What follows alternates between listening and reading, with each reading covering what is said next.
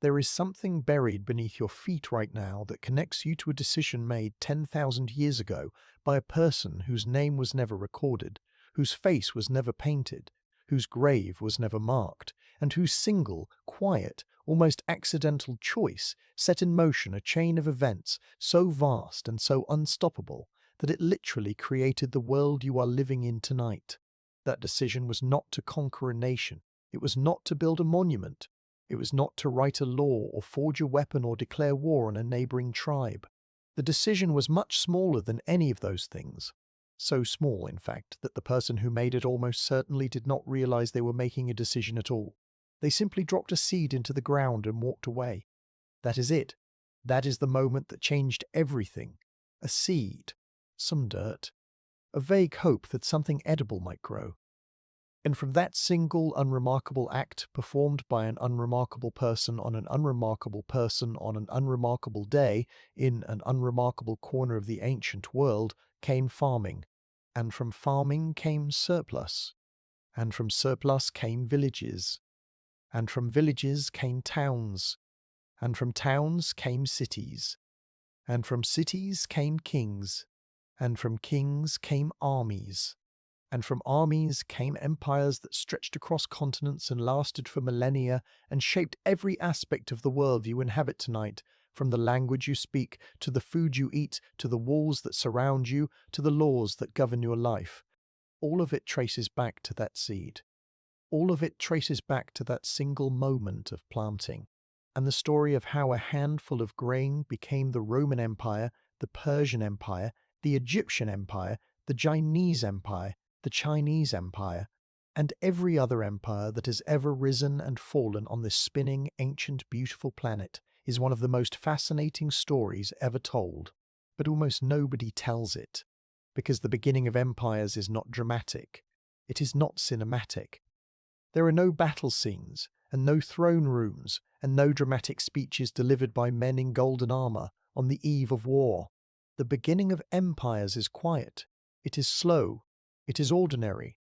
And that is exactly what makes it extraordinary, because the most powerful forces in human history are not the loud ones.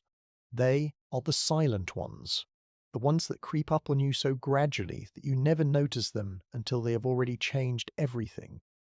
And tonight, I'm going to tell you the whole story, from the very beginning, from before the first city was built, from before the first king was crowned, from before the first wall was raised, or the first road was paved, or the first word was written. I am going to take you all the way back to the moment when human beings, who had spent 300,000 years wandering the earth as hunters and gatherers, who had lived in small bands of 20 or 30 people, who had owned almost nothing and governed themselves by consensus and kinship, who had moved with the seasons and slept beneath the stars and lives that were, by our standards, unimaginably free, when these people, for reasons that are still debated and still mysterious, made a choice that would imprison every generation that came after them. They chose to stay in one place. They chose to plant. They chose to farm. And nothing was ever the same again. But before I tell you about that choice, I need to tell you about the world in which it was made. Because the world of 12,000 years ago was not the world you know. It was a world that was just waking up from an ice age. A world in which the climate was shifting in ways that no living person had ever experienced. A world in which the very landscape was being transformed by forces that were invisible and unstoppable, and that would create the conditions for everything that followed. The last ice age, which geologists called the Pleistocene, lasted for roughly 2.5 million years. During this immense stretch of time, the Earth's climate oscillated between glacial periods, when enormous ice sheets covered much of North America, Europe, and Asia, and interglacial periods, when the ice retreated and temperatures rose. The most recent glacial period, which is what most people mean when they say the Ice Age, reached its maximum extent around 20,000 years ago. At that point, ice sheets up to 2 miles thick covered Canada, Scandinavia, and much of northern Europe and Asia. So much water was locked up in these ice sheets that global sea levels were about 400 feet lower than they are today. Land bridges connected continents that are now separated by water. Britain was connected to mainland Europe. Alaska was connected to Siberia. Australia was connected to New Guinea. The map of the world looked nothing like the map you know, and then the ice began to melt. Starting around 18,000 years ago, global temperatures began to rise. The ice sheets retreated, the glaciers shrank, the meltwater poured into the oceans, and sea levels rose.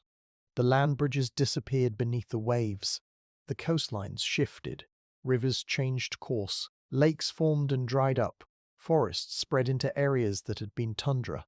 Grasslands expanded.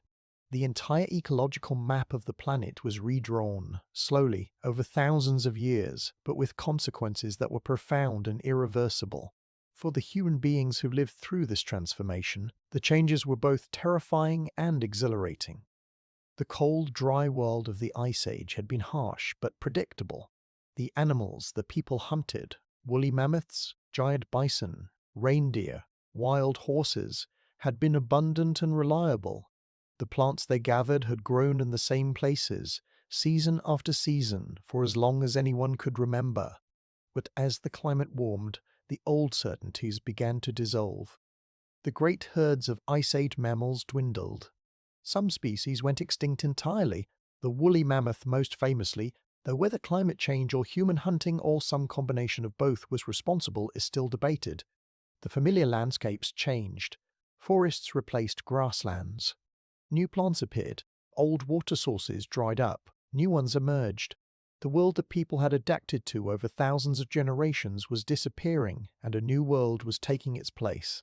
And it was in this new world, this unstable, shifting, unpredictable world, that the first experiments with farming began, not because anyone had a grand vision of creating agriculture, not because anyone understood the implications of what they were doing, but because the old ways of living were becoming harder, and people were looking for new strategies to survive. Now, here is where I need to take you to a specific place, because the story of farming does not begin everywhere at once. It begins in a region that archaeologists call the Fertile Crescent, and you have probably heard that name before, but I suspect you have never really thought about what it means or why it matters. The Fertile Crescent is a crescent-shaped arc of relatively well-watered land that curves from the eastern shore of the Mediterranean Sea through what is now southern Turkey and northern Syria and northern Iraq, and down along the valleys of the Tigris and Euphrates rivers to the Persian Gulf.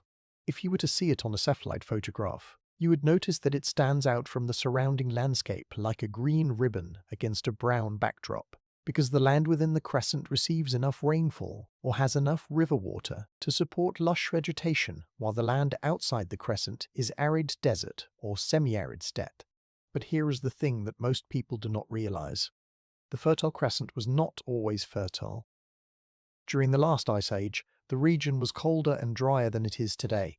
The grasslands that would later support vast fields of wheat and barley were thin and patchy. The rivers carried less water. The rainfall was sparse. It was not a wasteland, but it was not the agricultural paradise that it would later become. The transformation happened gradually, over thousands of years, as the climate warmed and the rainfall increased. And as the landscape changed, the wild plants that grew there changed too. Grasses that had been confined to small, isolated patches began to spread across the hillsides and valleys, covering vast areas with dense stands of wild grain. And these grasses, these seemingly unremarkable, wind-blown, knee-high grasses, are the ancestors of the crops that would feed the world's first civilizations. The specific grasses I am talking about are wild emmer wheat, wild einkorn wheat, and wild barley. These are the plants that would eventually be domesticated into the staple crops of the ancient Near East, the crops that would fuel the rise of Mesopotamia and Egypt and every subsequent civilization in the Western world. But in their wild form 10 or 12,000 years ago, they were just grasses. They grew where they grew. They seeded themselves. They did not need human help. And the people of the Fertile Crescent, the hunter-gatherers who lived in the region, treated them the same way they treated every other wild plant. They gathered them. They harvested the seed heads when they were ripe, probably using flint-bladed sickles, and they carried the grain back to their camps, where they ground it into flour on stone querns and made it into a kind of porridge or flatbread. We know they did this because archaeologists have found the tools. The flint sickle blades are unmistakable. They have a distinctive sheen on their cutting edges called sickle gloss, that comes from repeated contact with the silica-rich stems of cereal grasses. You cannot get that sheen from cutting any other material. And sickle blades with this gloss have been found at sites across the Fertile Crescent, dating back 15,000 years, which means that people were systematically harvesting wild grain at least 3,000 years before anyone deliberately planted it. 3,000 years. That is longer than the entire history of Christianity. That is longer than the Roman Empire lasted from start to finish. 3,000 years of harvesting wild grain before the first seed was intentionally sown. The transition from gathering to farming was not a revolution. It was a glacially slow evolution, so gradual that no one living through it would have noticed it happening. But something was happening. Something subtle and, in retrospect, profound. By harvesting wild grain, the people of the Fertile Crescent were unconsciously selecting for certain traits. When you harvest grain with a sickle, you tend to collect the seed heads that stay attached to the stalk. The seeds that have already fallen to the ground are lost. This means that over time, over many generations of harvesting, the grain that ends up in your basket is disproportionately grain from plants whose seeds cling tightly to the stalk, a trait called non-shattering. In the wild, shattering is an advantage because it disperses the seeds widely, giving each one a better chance of finding a suitable spot to germinate. But from the harvester's perspective, non-shattering is better because it means you lose fewer seeds during the harvest. And here is the crucial point. If even a small fraction of the grain that the harvesters collected was accidentally dropped near their camp or deliberately scattered on nearby soil as an experiment, the seeds that sprouted would be disproportionately non-shattering seeds, because those were the ones that ended up in the baskets. Over time, this unconscious selection would shift the genetic makeup of the grain population near the settlement, producing plants that were better suited to human harvesting and less suited to natural seed dispersal. In other words, the grain was becoming domesticated, not because anyone planned it, but because the act of harvesting itself was a form of selective pressure that pushed the plants in a direction that benefited humans at the expense of the plant's own reproductive strategy. This process is called unconscious selection, and it is one of the most important concepts in the history of agriculture. It explains how crops could have been domesticated without anyone understanding genetics or plant breeding or any of the scientific principles that underlie modern agriculture. The farmers did not need to understand what they were doing.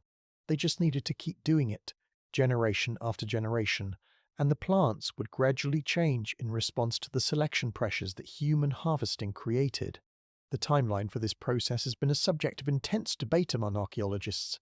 Some researchers believe that full domestication of wheat and barley occurred relatively quickly within a few hundred years of the first deliberate planting. Others believe it took much longer, perhaps 2,000 or 3,000 years, for the genetic changes associated with domestication to become fixed in the crop populations. The evidence is ambiguous, partly because the genetic changes are subtle and partly because the archaeological record from this period is fragmentary. But what is clear is that by about 9000 BCE, roughly 11,000 years ago, the people of the Fertile Crescent were growing crops that were genetically distinct from their wild ancestors. The seeds were larger. The seed heads were non-shattering. The plants were more uniform in their growth patterns. These were domesticated crops, and they were being cultivated in permanent fields near permanent settlements. And those permanent settlements are where the next chapter of our story begins. Because the decision to farm was also, inevitably, a decision to stay. You cannot plant a field and then walk away. The crops need tending. They need watering in dry spells. They need weeding. They need protection from birds and rodents and other animals that would eat them before they are ripe. And they need harvesting at exactly the right time, because if you wait too long, the seeds will fall to the ground and be lost. All of this requires presence. Constant, ongoing, year-round presence. A farmer is tied to the land in a way that a hunter-gatherer never is, and this tethering, this rooting of human beings to specific places, is the origin of settlement, of villages, of towns, and eventually of cities and empires. The earliest known permanent settlement in the world is a place called Tel Abu Huraira in what is now northern Syria. I want you to imagine this place because it is important, and because the story it tells is both remarkable and sobering. Tel Abu Huraira sits on the banks of the Euphrates River, on a flat, sandy terrace overlooking the river valley. Today the site is beneath the waters of Lake Assad, a reservoir created by a dam built in the 1970s, so it can no longer be visited or excavated. But before the dam was built, archaeologists spent several years digging there, and what they found was extraordinary. The earliest occupation of Tel Abu Huraira dates to around 13,000 years ago, which is before the invention of farming. The first inhabitants were hunter-gatherers who lived in semi-subterranean pit houses, circular depressions dug into the ground and roofed with branches and reeds. They hunted gazelle which migrated through the area in enormous herds every spring, and they gathered wild grain from the surrounding hillsides. Their diet was varied and nutritious, and their health, as far as we can tell from the skeletal remains, was reasonably good. But then something changed. Around 11,000 years ago, the climate shifted. A period of cold, dry weather called the Younger Dryas set in, lasting for about 1,000 years. The rainfall decreased. The wild grasses that the people of Tel Abu Huraira depended on for grain became less abundant. The gazelle herds may have shifted their migration routes. Food became harder to find, and the people of Tel Abu Huraira responded by doing something that would change the course of human history. They started planting. Not all at once, not as a deliberate conscious strategy, but gradually, incrementally, they began to cultivate the wild grasses that they had been gathering for generations. They scattered seeds on patches of ground near their settlement. They tended the growing plants. They harvested the grain and stored it, and over the following centuries, their crops became domesticated and their settlement became a farming village. But here is the part of the story that is rarely told, the part that complicates the triumphant narrative of human ingenuity and progress. The transition from hunting and gathering to farming was not, by most measures, an improvement in the quality of life. It was, in many ways, a step backwards. The skeletal remains from Tel Abu Huraira tell a story that is difficult to reconcile with the idea that farming was a great leap forward. The early hunter-gatherer inhabitants of the site were, on average, taller and healthier than the later farming inhabitants. Their bones show fewer signs of nutritional deficiency. Their teeth are in better condition, with less decay and fewer abscesses. They have fewer signs of infectious disease, and they show fewer signs of the repetitive strain injuries that are characteristic of agricultural labor. The farming inhabitants, by contrast, are shorter. Their bones show more signs of nutritional stress, including a condition called crypta-orbitalia, which is caused by iron deficiency anemia, and which shows up as small pits in the bone of the eye sockets. Their teeth are in worse condition, probably because a diet heavy in starchy grain promotes tooth decay, and their bodies show unmistakable signs of hard physical labor. The women's knees and lower backs show damage consistent with hours spent kneeling and grinding grain on stone querns. Their toes show deformities consistent with prolonged squatting. Their arms and shoulders show stress marks consistent with repetitive lifting and carrying. In other words, the first farmers were working harder and eating worse than the hunter-gatherers who came before them. Their diet was less varied, dominated by one or two starchy grains instead of the diverse mix of wild plants and animal foods that hunter-gatherers enjoyed. Their health was poorer, their lives were more physically demanding, and they were trapped. Once a community commits to farming, once it builds permanent homes and clears fields and invests years of labor in a particular piece of land, it cannot easily go back to hunting and gathering. The population has grown too large because farming, despite its drawbacks, does produce more calories per acre than foraging, and the wild resources that the community once depended on have been displaced by the fields and the settlement and the livestock. The door back to the old way of life has closed, and there is no way to reopen it. This is what some scholars call the trap of agriculture, and it is a trap that every subsequent civilization has been caught in. We cannot go back. We have too many people, too many mouths to feed, too much infrastructure that depends on farming. The choice that was made 12,000 years ago, the choice to plant that first seed, locked our species onto a path from which there is no return. And the empires that grew from that choice, for all their grandeur and all their achievement, are, in a sense, elaborate coping mechanisms for a problem that farming created.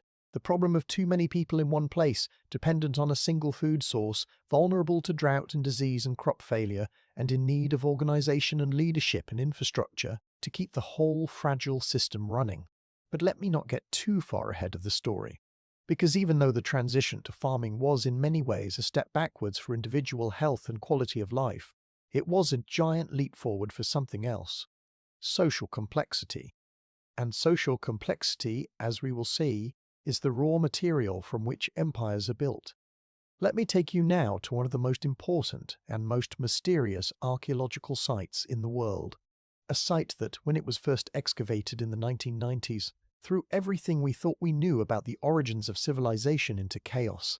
A site that forced archaeologists to completely rethink the relationship between farming, religion, and social organization. The site is called Göbekli Tepe, and it is located in southeastern Turkey, about 9 miles northeast of the modern city of Şanlıurfa, on a barren, windswept hilltop overlooking the Harran Plain. Göbekli Tepe was first noticed in 1963 by a joint survey team from the University of Istanbul and the University of Chicago. They found some broken limestone slabs on the surface of a rounded hill and assumed the site was a medieval cemetery. They were wrong. They were so wrong that the magnitude of their error would not become apparent for another 30 years, when a German archaeologist named Klaus Schmidt revisited the site in 1994, looked at the same limestone slabs and realized that they were not grave markers. They were the tops of massive stone pillars. Pillars that were still standing, still embedded in the earth, still arranged in the secular formations in which they had been erected nearly 12,000 years ago. Schmidt began excavating in 1995, and what he uncovered over the following years was nothing short of revolutionary. Beneath the surface of the hill, he found a series of large, circular enclosures, each one defined by a ring of massive T-shaped limestone pillars, some of them over 18 feet tall and weighing up to 10 tons. The pillars were carved with elaborate reliefs of animals, lions, bulls, foxes, snakes, scorpions, vultures, wild boar, spiders, and other creatures, all rendered with a skill and artistry that is genuinely stunning. Some of the pillars also bear carvings of human arms and hands, suggesting that the T-shape of the pillars is meant to represent a stylized human body, with the horizontal top of the T representing the head and the vertical shaft representing the torso. If this interpretation is correct, then the enclosures of Göbekli Tepe are circles of giant stone people, standing guard around an empty center, their faces blank and featureless, their arms folded across their bodies, their surfaces alive with images of animals. The dating of Göbekli Tepe is what makes it so revolutionary. The earliest enclosures date to approximately 9500 BCE, which makes them about 11,500 years old. That is roughly 6,500 years older than Stonehenge. It is roughly 7,000 years older than the Great Pyramid of Giza. It is older than pottery. It is older than metalworking. It is older than the wheel. It is, as far as we know, the oldest monumental architecture in the world. And here is the part that overturns everything. The people who built Göbekli Tepe were not farmers. They were hunter-gatherers. They had not yet domesticated any plants or animals. They did not have permanent settlements, or at least no permanent settlements have been found in the immediate vicinity of the site that date to the same period. They were mobile, nomadic people who came together periodically at this hilltop to build, to carve, to feast, and to perform whatever ceremonies or rituals the enclosures were designed to accommodate. Now, think about what this means. The conventional understanding of how civilization developed, the story that was taught in every university and written in every textbook for the better part of a century, goes something like this. First, people invent farming. Farming produces surplus food. Surplus food allows some people to stop farming and specialize in other activities. Specialization leads to social complexity, and social complexity leads to monumental architecture, organized religion, and all the other hallmarks of civilization. In this model, farming is the foundation, and everything else is built on top of it.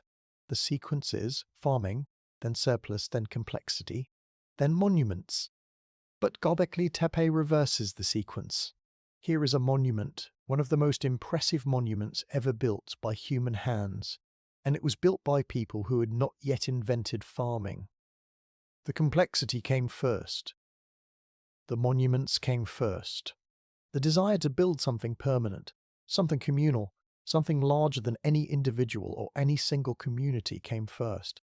And farming, according to some scholars, may have followed as a consequence. This is not just a minor adjustment to the timeline. This is a fundamental rethinking of the origins of civilization. Because if the desire to build and to gather and to create sacred spaces preceded farming, then farming was not the cause of civilization, it was the effect. People did not settle down because they started farming.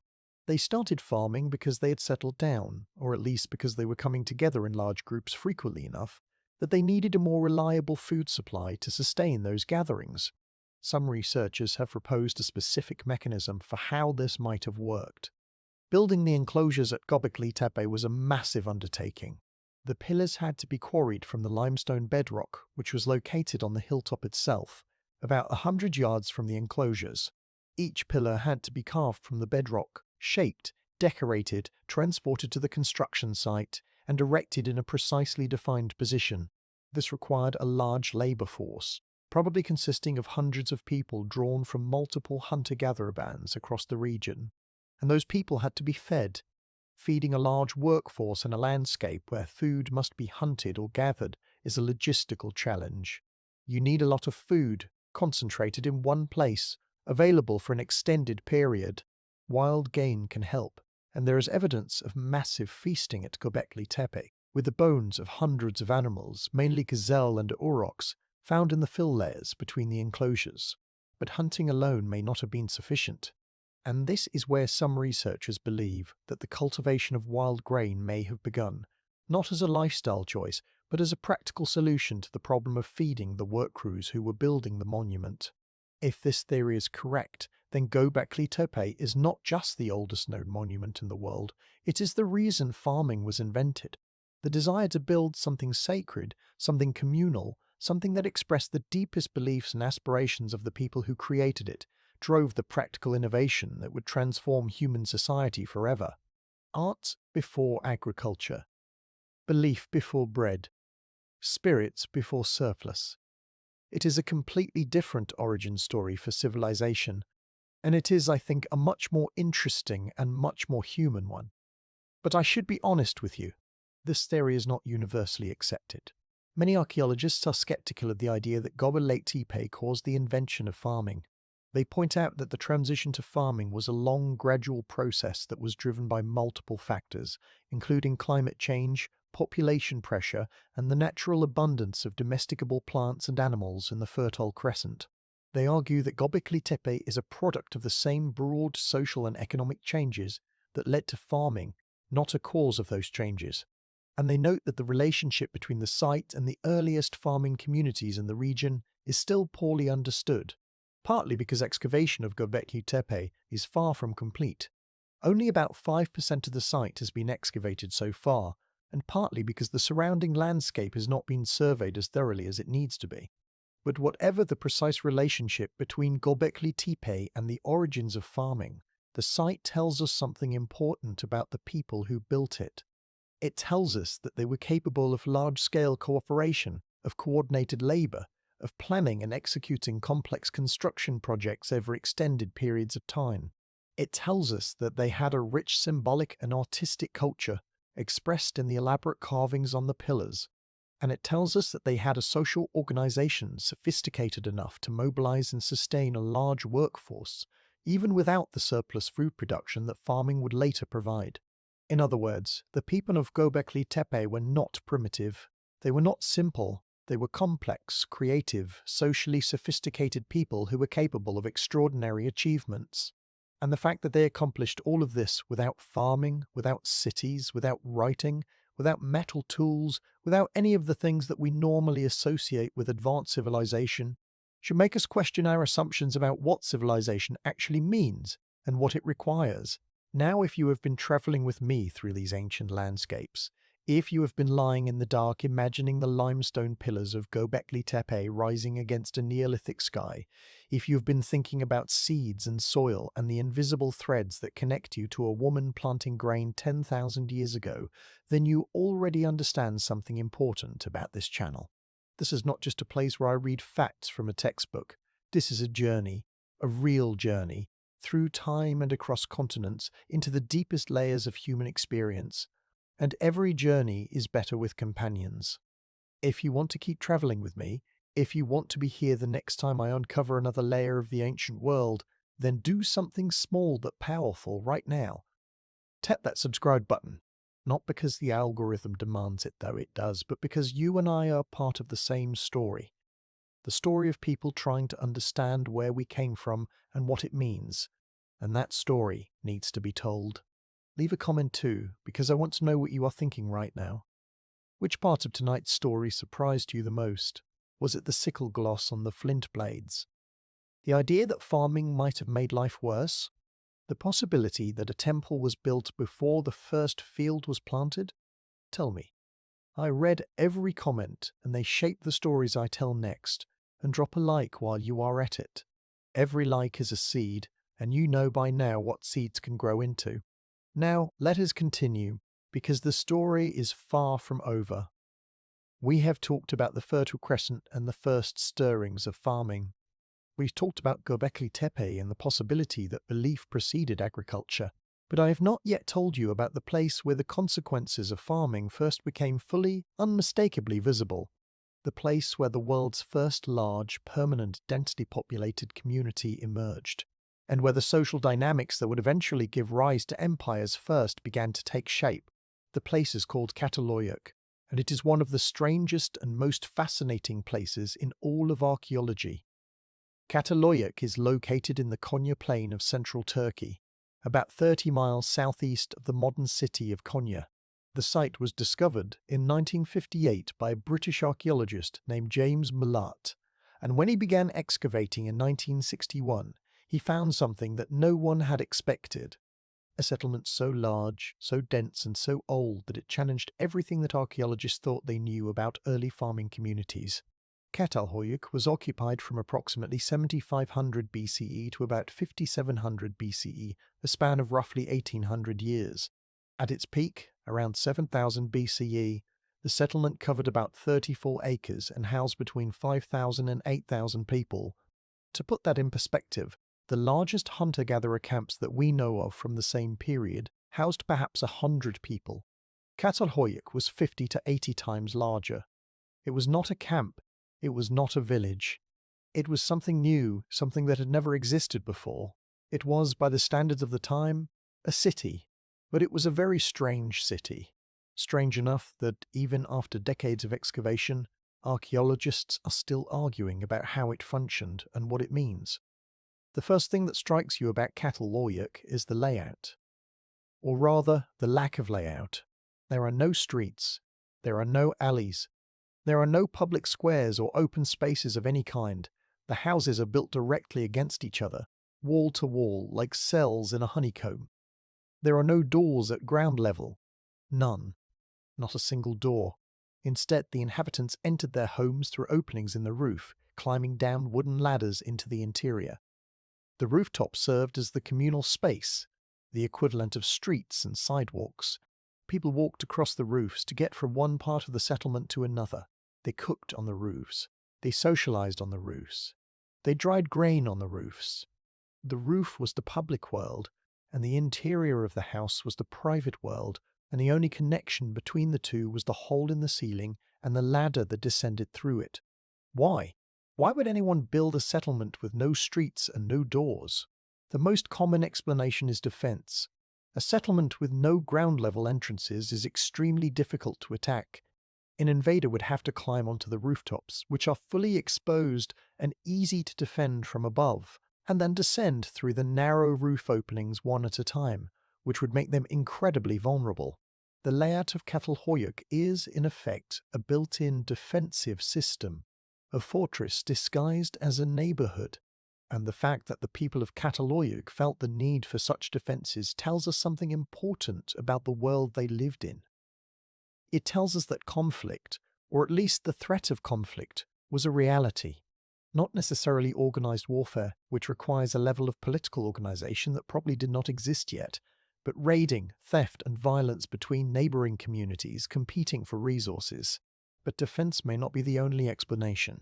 Some archaeologists have suggested that the doorless design reflects a particular social structure, one in which the household was the fundamental unit of society, and in which the privacy and autonomy of each household were fiercely guarded. In Cataluyuk, each house was a self-contained world. Each had its own hearth, its own storage areas, its own sleeping platforms, and, most remarkably, its own dead. This is the second strange thing about Cataluyuk. The people buried their dead beneath the floors of their houses. Not in a separate cemetery, not in a communal burial ground, but right there, under the raised platforms where the living sat and slept and ate. Hundreds of burials have been found beneath the floors of Cataluyuk's houses, and the skeletal remains show that the dead were buried in a carefully prescribed manner. The bodies were placed in a flexed position, with the knees drawn up to the chest, and they were often wrapped in textiles or reed mats. In some cases, the bodies were allowed to decompose partially before burial, suggesting a practice of excarnation, in which the body was exposed to the elements or to scavenging birds before the bones were collected and interred. And in some cases, the skulls were removed from the bodies after death and treated in a way that is both fascinating and slightly unnerving. The skulls were plastered over, the plaster molded to recreate the features of the face, and sometimes painted with ochre or fitted with shell eyes. These plastered skulls are among the most iconic artifacts from the Neolithic period, and they suggest a practice of ancestor veneration, a belief that the dead remained present in the household, that their spirits continued to inhabit the space where they had lived, and that maintaining a physical representation of the deceased's face was a way of honoring and communicating with them. Imagine living in a house where your grandparents are buried beneath the floor where you sleep, where their plastered skulls sit on a shelf by the wall, their shell eyes staring into the room, their painted faces watching over you as you go about your daily life. For the people of Cataluyuk, the boundary between the living and the dead was not a boundary at all. It was a continuum. The dead were not gone. They were right there, underfoot, part of the household, part of the family, part of the daily texture of life. This practice tells us something profound about how the people of Cataluyuk understood the world. They understood it in terms of continuity. Past and present were not separate. The ancestors were not distant figures from a bygone era. They were present, immediate, real. And the house, the physical structure of the house, was the container that held past and present together, the place where the living and the dead coexisted. Now, the interior spaces of Cataluyuk are remarkable for another reason. The walls were covered with paintings and plaster reliefs, some of which are among the earliest known works of art in the world. The paintings depict a variety of subjects, but certain themes recur. One of the most common is the hunt. Large, dynamic scenes show tiny human figures surrounding enormous wild bulls, aurochs, the wild ancestor of domestic cattle. The aurochs are depicted with tremendous energy, their bodies tense with power, their horns sweeping outward in aggressive curves. The human figures, by contrast, are small and schematic, almost like stick figures, dwarfed by the animals they are pursuing. The visual message is clear.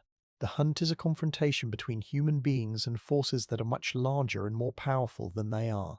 And some of the walls bear three-dimensional plaster reliefs in the shape of bull heads, with real bull horns mounted in the plaster, projecting outward into the room. These bull horn installations are found in many houses at Cataluyuk, and they clearly had deep symbolic significance. The bull, the aurochs, seems to have been a central figure in the spiritual world of Cataluyuk's inhabitants, a symbol of power, of wildness, of the untamed forces of nature that farming was slowly bringing under human control. But not all the paintings are about hunting.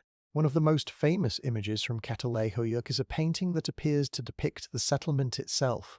It shows a series of rectangular shapes arranged in rows, which have been interpreted as a bird's-eye view of the settlement's houses, and beyond them, a twin-peaked mountain with dots erupting from its summit. The mountain has been identified as Hassan Dag, a volcano about 80 miles northeast of Cataloyuk, and the dots have been interpreted as volcanic eruptions. If this interpretation is correct, then this painting is the oldest known landscape painting in the world and also the oldest known depiction of a volcanic eruption. It suggests that the people of Cataloyuk were not only aware of the volcano, but considered it significant enough to paint on the wall of a house. Whether they feared it, worshipped it, or simply found it interesting is impossible to say. Another striking image from Cataloyuk depicts what appear to be vultures descending on headless human corpses. The vultures are shown with enormous wings spread wide, their beaks open, their bodies positioned above the human figures in a way that suggests they are actively consuming the flesh. This image has been interpreted as evidence of excarnation, the funerary practice I mentioned earlier, in which the bodies of the dead were exposed to scavenging birds before the bones were collected and buried. If this is what the painting depicts, then it is not a scene of violence or horror. It is a scene of ritual, of sacred practice, of the passage of the dead from one state of being to another. The vultures are not predators. They are agents of transformation, carrying the flesh of the dead away and leaving behind the clean white bones that would be interred beneath the household floor. Now let me tell you about something that is conspicuously absent from Cataloyuk, something whose absence is just as significant as the presence of the paintings and the burials and the bullhorns. There is no evidence of social hierarchy at Cataloyuk. None. No house is significantly larger or more elaborate than any other. No burial is richer than any other. There are no graves filled with gold or precious objects that would indicate a wealthy elite. There are no buildings that can be identified as palaces or administrative centers. There are no monuments to individual rulers. The houses are remarkably uniform in size and construction, and the burials are remarkably uniform in the goods that accompany them. This is extraordinary. Here is a settlement of 5,000 to 8,000 people, which is, by the standards of the time, a major population center. Managing a community of that size requires organization, coordination, and decision-making. Someone has to resolve disputes. Someone has to organize communal labor for projects like building and maintaining the settlement. Someone has to manage the food supply. And yet there is no evidence that any individual or group held disproportionate power or wealth. How did they do it? How did 5,000 to 8,000 people live together in a densely packed, doorless settlement for 1,800 years without developing a ruling class? This is one of the great puzzles of Cataloyuk, and archaeologists have proposed several answers. One possibility is that authority was distributed. Rather than a single leader or a small ruling group, decision-making may have been shared among the heads of households, with each household functioning as an autonomous unit within the larger community. Disputes between households may have been resolved through negotiation, mediation, or social pressure, rather than through the authority of a centralized leader. This kind of decentralized governance is known from ethnographic studies of small-scale societies around the world, and it can work effectively in communities where everyone knows everyone else, and where social norms are enforced through gossip, reputation, and the threat of ostracism. Another possibility is that authority was rotational. Leaders may have served for limited terms, with power rotating among different families or lineages to prevent any one group from accumulating too much influence. This kind of rotating leadership is also known from ethnographic studies, and it is an effective way of preventing the emergence of permanent hereditary elites. But perhaps the most intriguing possibility is that the people of Cataloyuk deliberately resisted hierarchy, that they understood on some level the dangers of allowing power to concentrate in the hands of a few, and that they developed social and cultural mechanisms to prevent it from happening.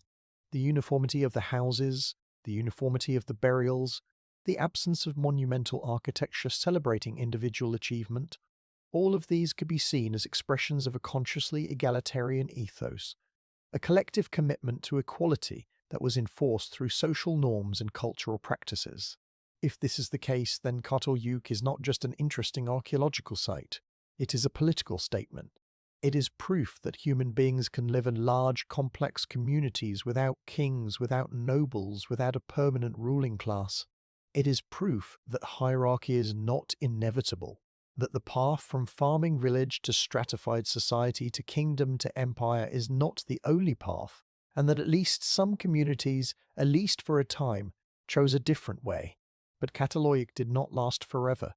After 1800 years, the settlement was gradually abandoned. The reasons are not entirely clear. Soil depletion may have played a role, as centuries of farming the same land reduced its fertility. Environmental degradation, including deforestation of the surrounding landscape, may have contributed, and the social fabric of the community may have frayed over time, as population growth created tensions and conflicts that the egalitarian system was not equipped to resolve. By around 5700 BCE, Catalhoic was empty. The houses stood vacant. The paintings faded, the plastered skulls crumbled, the bullhorns, detached from their plaster mounts, lay scattered on the floors of abandoned rooms. And the world moved on. The people who had lived at Catalhoic did not disappear. They dispersed, moving to other settlements across the Anatolian plain, carrying with them fragments of their culture, their knowledge, their beliefs.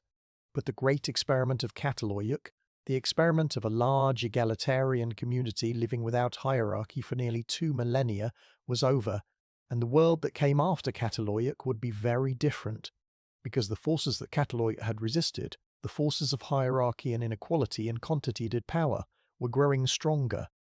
The surpluses were getting larger. The trade networks were expanding. The communities were getting bigger.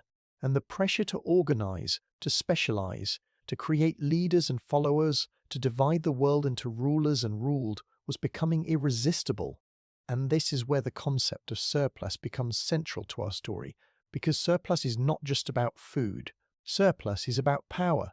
And to understand why, you need to understand a simple but profound truth about human societies. In any community, the person who controls the surplus controls the future. Let me explain what I mean. If you are a farmer and you produce exactly enough food to feed your family for a year, you are self-sufficient. You do not need anyone's help, and no one can tell you what to do.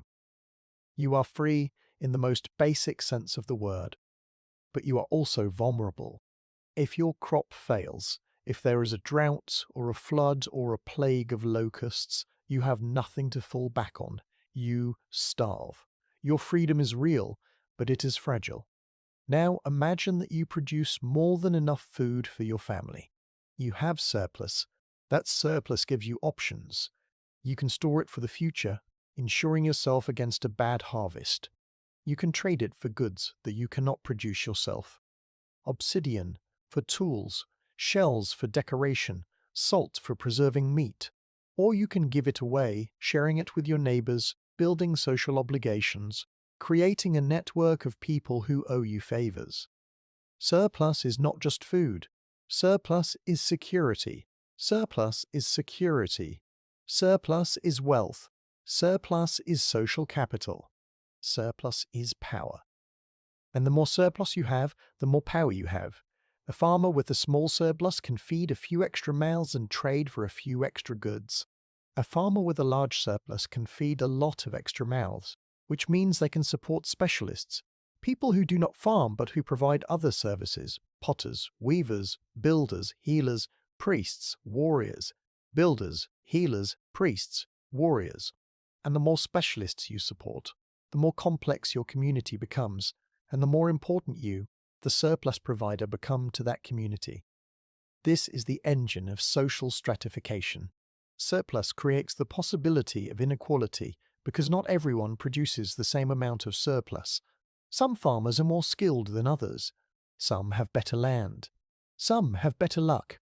And the farmers who produce the most surplus are the ones who accumulate the most wealth, the most social obligations, the most influence. Over time, these differences compound. The wealthy become wealthier. The influential become more influential. And the gap between the haves and the have-nots widens. And once that gap exists, once there is a clear distinction between those who have surplus and those who do not, the door to hierarchy is open. The person with the most surplus becomes the leader. The leader's children inherit the surplus and the leadership role. The leadership becomes hereditary. The community is divided into rulers and ruled, and the empire is born. But I am jumping ahead again. The process I am describing did not happen overnight. It did not happen in a single generation or even in a single millennium. It was a slow, gradual, often invisible transformation that played out over thousands of years in thousands of communities across multiple continents. And at every step, the transformation was driven not by the ambition of would-be rulers, but by the logic of surplus itself. Surplus demands management. Management creates managers, and managers, given enough time and enough surplus, become rulers. The birthplace of this transformation, the place where surplus first began to generate the kind of social complexity that would eventually lead to empires, was the great river valleys of the ancient world, the Tigris and the Euphrates in Mesopotamia, the Nile in Egypt, the Yellow River and the Yangtze in China, the Indus in South Asia. These rivers shared certain characteristics that made them ideal incubators for the birth of complex societies. They provided water for irrigation, which allowed farmers to produce enormous surpluses. They provided transportation routes, which facilitated trade. They provided fertile soil deposited by annual flooding, which sustained intensive agriculture over long periods. And they provided natural corridors that channeled human settlement into concentrated linear patterns, making it easier for emerging leaders to monitor and control the populations they governed. But the journey from surplus to empire is a long one, and it involves many more twists and turns than I can describe in this part of our story. There are granaries to build and trade routes to establish, and leaders to crown and writing systems to invent, and cities to raise from the mud of the riverbanks. There are stories within stories, layers within layers, and each one takes us deeper into the fascinating, terrifying, endlessly surprising process by which human beings transformed themselves from scattered bands of wandering foragers into the architects of empires that spanned the known world. And all of it, every bit of it, starts here, with a seed, with some dirt, with the quiet, almost accidental decision to stop wandering and start planting, with the birth of surplus, with the slow, inexorable accumulation of food and power and complexity that turned villages into cities and cities into kingdoms and kingdoms into empires. The seed is the beginning. Everything else is consequence. Rest now, if your eyes are growing heavy. The ancient fields are quiet. The limestone pillars of Göbekli Tepe stand silent against a starlit sky, their carved animals frozen in stone, their purpose still mysterious, still debated, still whispering secrets to anyone patient enough to listen. The houses of Cataluyuk are empty, their painted walls fading, their plastered skulls crumbling back into dust. The woman in the field has finished her planting for the day. She wipes the dirt from her hands and looks up at the sky, where the first stars are beginning to appear. She does not know what she has started. She does not know that the seeds she planted this morning will grow into civilizations. She knows only that her children are fed, that the soil is rich, that the rain will come. The most powerful building in human history is not a palace. It is not a fortress. It is not a temple or a cathedral or a parliament or a bank. The most powerful building in human history is a box. A plain, ugly, unremarkable box made of mud and stone, with no windows, no decoration, no architectural beauty of any kind. You would walk past it without a second glance. You would never photograph it. You would never write a poem about it. And yet this box, this humble, forgettable structure, is the reason kings exist. It is the reason armies exist. It is the reason laws exist. It is the reason laws exist. It is the reason you pay taxes. It is the reason someone, somewhere, right now, at this very moment, has power over someone else. Because this box is a granary, a building for storing grain. And grain, when it is stored in sufficient quantities and controlled by the right person, is not food. It is power. Raw, undiluted, world-shaping power.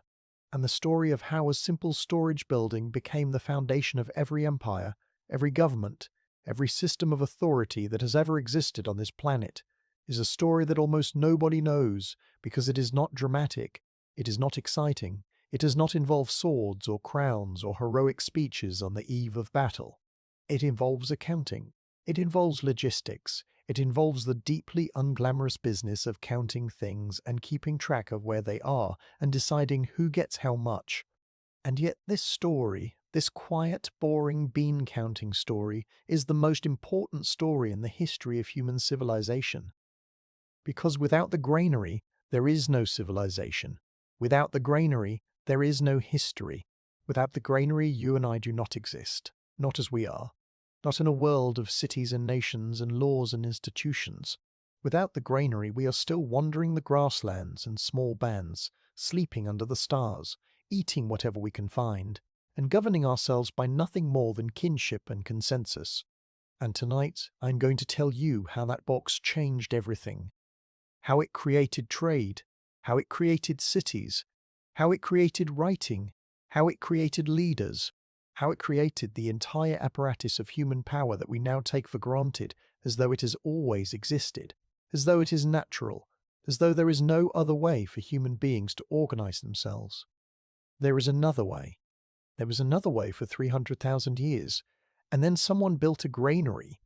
Let us start with the granary itself, because the story begins there, in the dirt, with a building so simple that a child could design it. The oldest known granaries in the world were found at a site called Dra, near the Dead Sea in what is now Jordan. They date to approximately 9500 BCE, which makes them about 11,500 years old, roughly contemporary with Göbekli Tepe, the mysterious temple complex in southeastern Turkey that we explored in the last part of our journey. The Dra granaries are small circular structures about 10 feet in diameter, made of mud-plastered stone walls with raised floors. The raised floors are the key detail. They are not decorative, they are functional. By elevating the grain above the ground surface, the raised floors allow air to circulate beneath the stored grain, preventing moisture from accumulating and causing the grain to rot or sprout. They also make it harder for rodents to access the grain, because the rats and mice that are drawn to stored food cannot easily climb the smooth plastered walls of the storage bins. This might seem like a trivial detail, the kind of thing that would be interesting to an engineer but not to anyone else. But it is not trivial at all. It is revolutionary, because the raised floor of the Dara granary represents something that had never existed before in human history. It represents the separation of food from the present moment. Think about what that means. For 300,000 years, human beings lived in the present. They ate what they caught or gathered today, and tomorrow they went out and found more. Food was immediate. It was consumed shortly after it was obtained. You could not save a dead antelope for next month because it would rot. You could not save a basket of berries for next winter because they would ferment and spoil. Every meal was a separate acquisition. Every day was a new hunt, a new search, a new gamble. The future was always uncertain because there was no way to store the present. But grain changes everything. Grain is different from almost every other food source available to ancient humans. It is dry, it is compact, it is lightweight relative to its caloric value, and most importantly, it does not spoil. A jar of dried wheat berries, kept in a cool, dry place, will remain edible for years, maybe decades, possibly even longer. Archaeologists have found caches of ancient grain that are thousands of years old and that are still technically viable. They could still be planted. They could still grow. Grain defies time in a way that no other food does. And the granary is the technology that exploits this property. By storing grain in a dedicated building, protect it from moisture and rodents and theft, a community can accumulate a reserve of food that represents not just today's meal, but tomorrow's meal, and next week's meal, and next week's meal, and next month's meal, and next year's meal. The granary is a time machine. It takes food from the present and deposits it in the future. And in doing so, it transforms the human relationship with time itself. Before the granary, humans lived day to day. After the granary, humans could plan. They could invest. They could take risks. They could devote time and energy to projects that had no immediate payoff because they knew that their food supply was secure. They could spend weeks building a wall or digging a well or clearing a new field, even though those activities produced no food today, because the granary would feed them while they worked. The granary made long-term thinking possible, and long-term thinking is the foundation of everything that we call civilization. But here is where the story takes a turn that most people do not expect. Because the granary does not just store food, the granary stores power. And the moment that food is stored in a centralized location, a new question arises. A question that had never needed to be asked before. A question that seems simple on the surface but that contains within it the entire history of human governance. The question is this: who gets the key? Who decides when the granary is opened? Who decides how much grain is distributed and to who? Who decides whether the surplus is used to feed the community during a drought, or traded to a neighboring village for obsidian, or given to a group of builders to sustain them while they construct a defensive wall? These are not abstract philosophical questions. They are urgent, practical questions that have real consequences for real people. The person who answers them, the person who controls access to the stored food, holds the most fundamental form of power imaginable: the power to feed or to withhold food, the power to sustain life or to let it end. And this is how leadership begins. Not with a crown or a throne or a divine mandate, with a key to the granary. The first leaders in human history were not warriors or priests or kings. They were managers, administrators, administrators.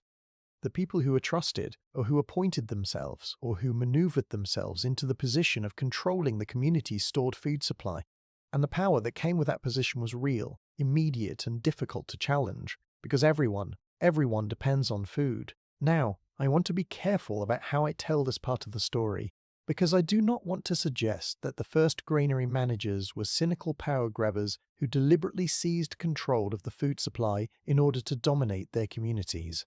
That is almost certainly not what happened. What probably happened is much more mundane and much more human. Someone had to manage the granary.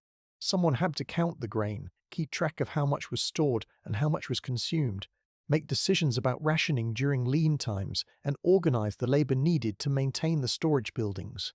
And the person who was best suited to this role was probably the most organized, the most detail-oriented, the most trusted member of the community.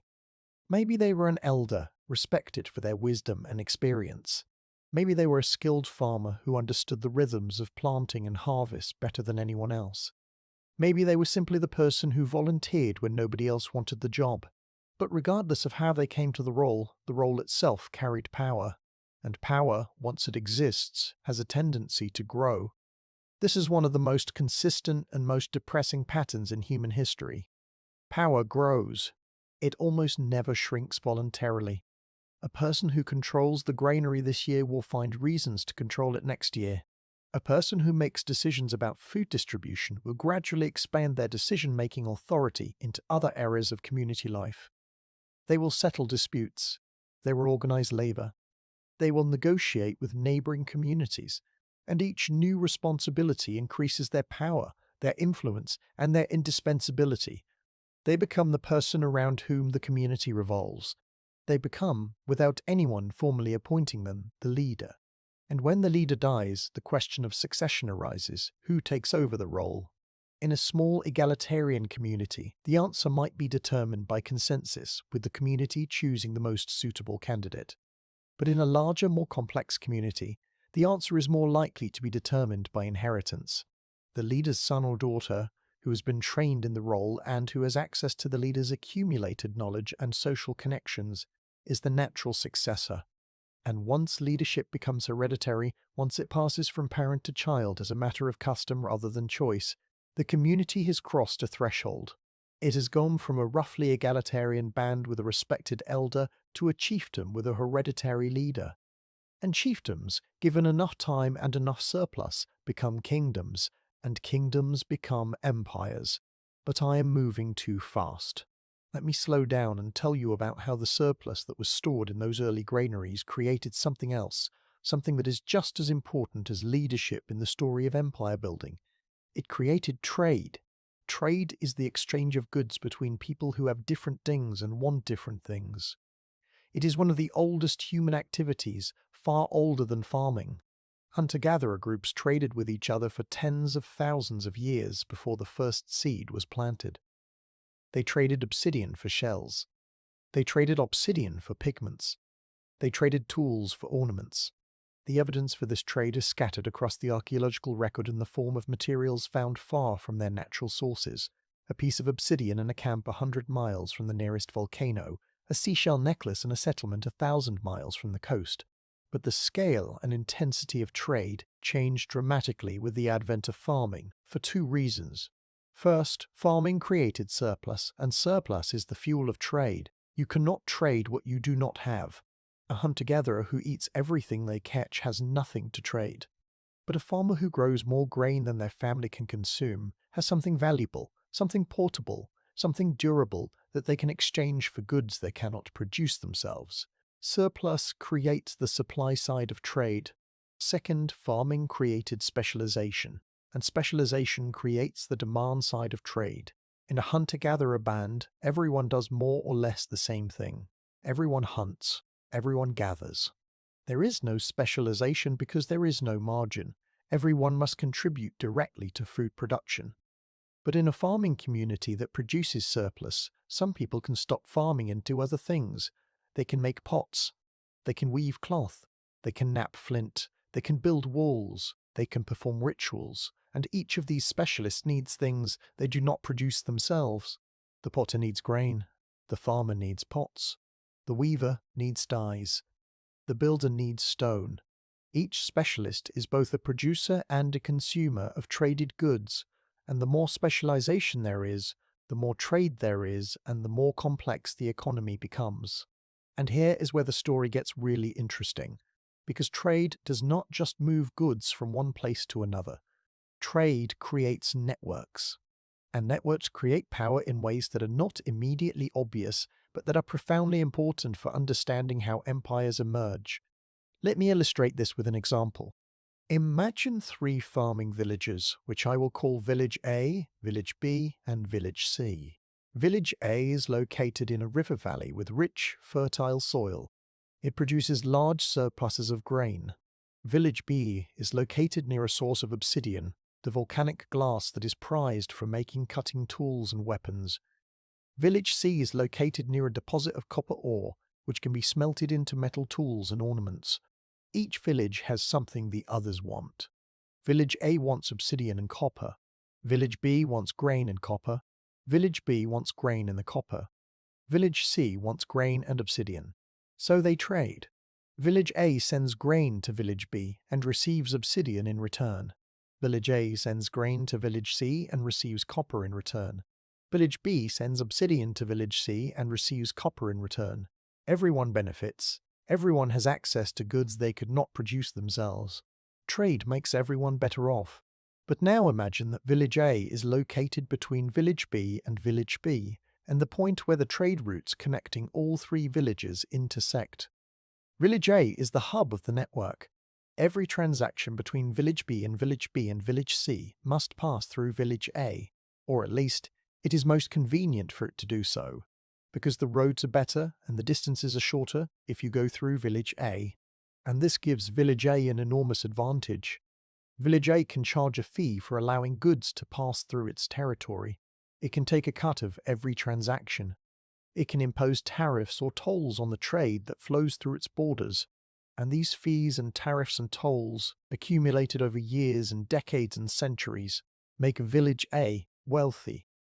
Much wealthier than Village B, or Village B, or Village C.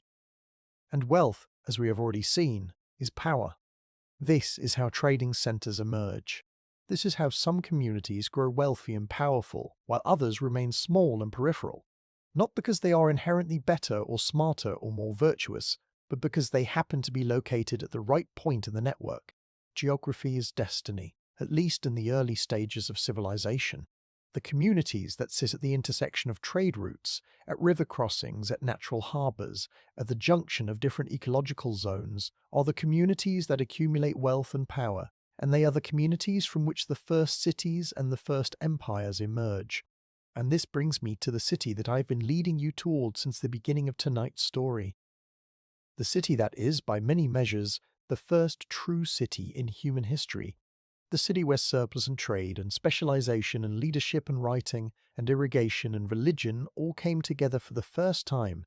creating a concentration of human complexity that had never existed before and that would set the template for every city that came after. That city is Uruk, and its story is astonishing. Uruk is located in what is now southern Iraq, about 150 miles southeast of Baghdad, in the flat, marshy alluvial plain between the Tigris and Euphrates rivers. Today, the site is a desolate ruin in the middle of a barren landscape, marked by crumbling mud brick walls and wind-eroded mounds that give little hint of the city's former glory. But 5,000 years ago, Uruk was the largest, most complex, most sophisticated city on the face of the earth. The site was first occupied around 5000 BCE as a small farming settlement on the banks of a branch of the Euphrates River. For the first 2,000 years of its existence, it was nothing special, just another village in the growing constellation of farming communities that dotted the Mesopotamian plain. But around 35 Fervent BCE, something changed. The village began to grow, rapidly, exponentially. Within a few centuries, Uruk had transformed from a village of perhaps a few hundred people into a city of perhaps 40,000 people, the largest concentration of human beings in the world. Why? What happened around 3500 BCE that triggered this explosive growth? The answer, or at least part of the answer, is irrigation. Southern Mesopotamia, the region where Uruk is located, receives very little rainfall. The annual precipitation is less than 8 inches, which is not enough to support agriculture without supplemental water. But the region is crossed by two of the largest rivers in the Middle East, the Tigris and the Euphrates, which carry enormous volumes of water from the mountains of Turkey and Iran southward through Iraq to the Persian Gulf. And this water, if it can be channeled onto the fields, transforms the desert into some of the most productive farmland on Earth. The key word is if, because channeling river water onto fields is not simple. It requires infrastructure. You need canals to carry the water from the river to the fields. You need levees to control flooding. You need gates and weirs to regulate the flow. You need reservoirs to store water for the dry months. And you need a constant, ongoing investment of labour to maintain all of this infrastructure, because the canals silt up, the levees erode, the gates break, and the desert is always trying to reclaim what the water has made green. The people of southern Mesopotamia figured all of this out. Starting around 5000 BCE, they began building irrigation systems, small at first, serving individual villages but growing larger and more complex over time. And as the irrigation systems grew, so did the food supply. More water meant more farmland. More farmland meant more grain. More grain meant more surplus. And more surplus meant more people, more specialists, more trade, more complexity. But here is the crucial point. Irrigation is not like rain-fed agriculture. When it rains, the rain falls on everyone's field equally. No one controls the rain. But when water is delivered through canals, someone controls the canals. Someone built them. Someone maintains them. Someone decides when the gates are opened and how much water flows to which fields. And that someone has power. Enormous power. The power of water in a desert is the power of life and death. Without the canal water, the fields die. Without the fields, the people starve. Control the canal, and you control everything. This is why the earliest state-level organizations in Mesopotamia were centered on temples, and why the priests who ran those temples wielded both spiritual and political authority. The temples were not just places of worship. They were economic institutions, vast complexes that managed the granaries, organized the labor force for irrigation projects, collected surplus grain as offerings, and redistributed food to the community. The temple was the granary and the government and the church all rolled into one. And the priests who administered the temple were not just spiritual leaders. They were managers, bureaucrats, and de facto rulers. The temples of Uruk were the largest and most impressive buildings in the city.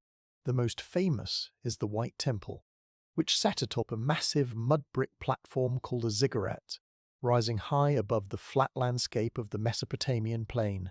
The White Temple was so named because its walls were coated with white gypsum plaster that gleamed in the sunlight, visible for miles across the flat terrain. It was dedicated to Anu, the god of the sky, the supreme deity of the Sumerian pantheon. And it was a statement of power as much as a statement of faith. The person who could command the labor to build a structure like the White Temple, hauling millions of mud bricks up the sides of the ziggurat and plastering them with imported gypsum, was a person of extraordinary authority. But the power of Uruk was not based solely on religion and irrigation. It was also based on trade. Because southern Mesopotamia, for all its agricultural productivity, was desperately poor in natural resources. The alluvial plain produced grain in abundance, but it had almost no stone, no metal, no timber, no precious materials of any kind. Everything that was not food had to be imported, and the people of Uruk imported on a massive scale. Stone for tools and building came from the mountains of Turkey and Iran, hundreds of miles to the north and east. Copper came from the island of Dilmun, which is modern Bahrain in the Persian Gulf, and from the mountains of Oman, even farther south. Tin, which was needed to alloy with copper to make bronze, came from sources that are still debated but may include Afghanistan, 1,000 miles to the east. Timber came from the cedar forests of Lebanon, over 1,000 miles to the northwest.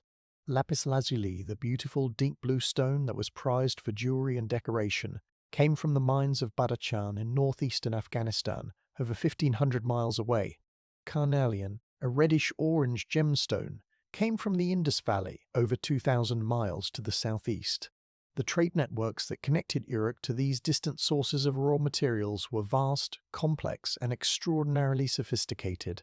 Goods moved by donkey caravan along overland routes, by boats along the rivers and the Persian Gulf coast, and through a series of intermediate trading posts and market towns that served as nodes in the network. And at the center of the network, at the hub where all the routes converged, sat Uruk, growing fat and powerful on the tolls and profits of long-distance commerce.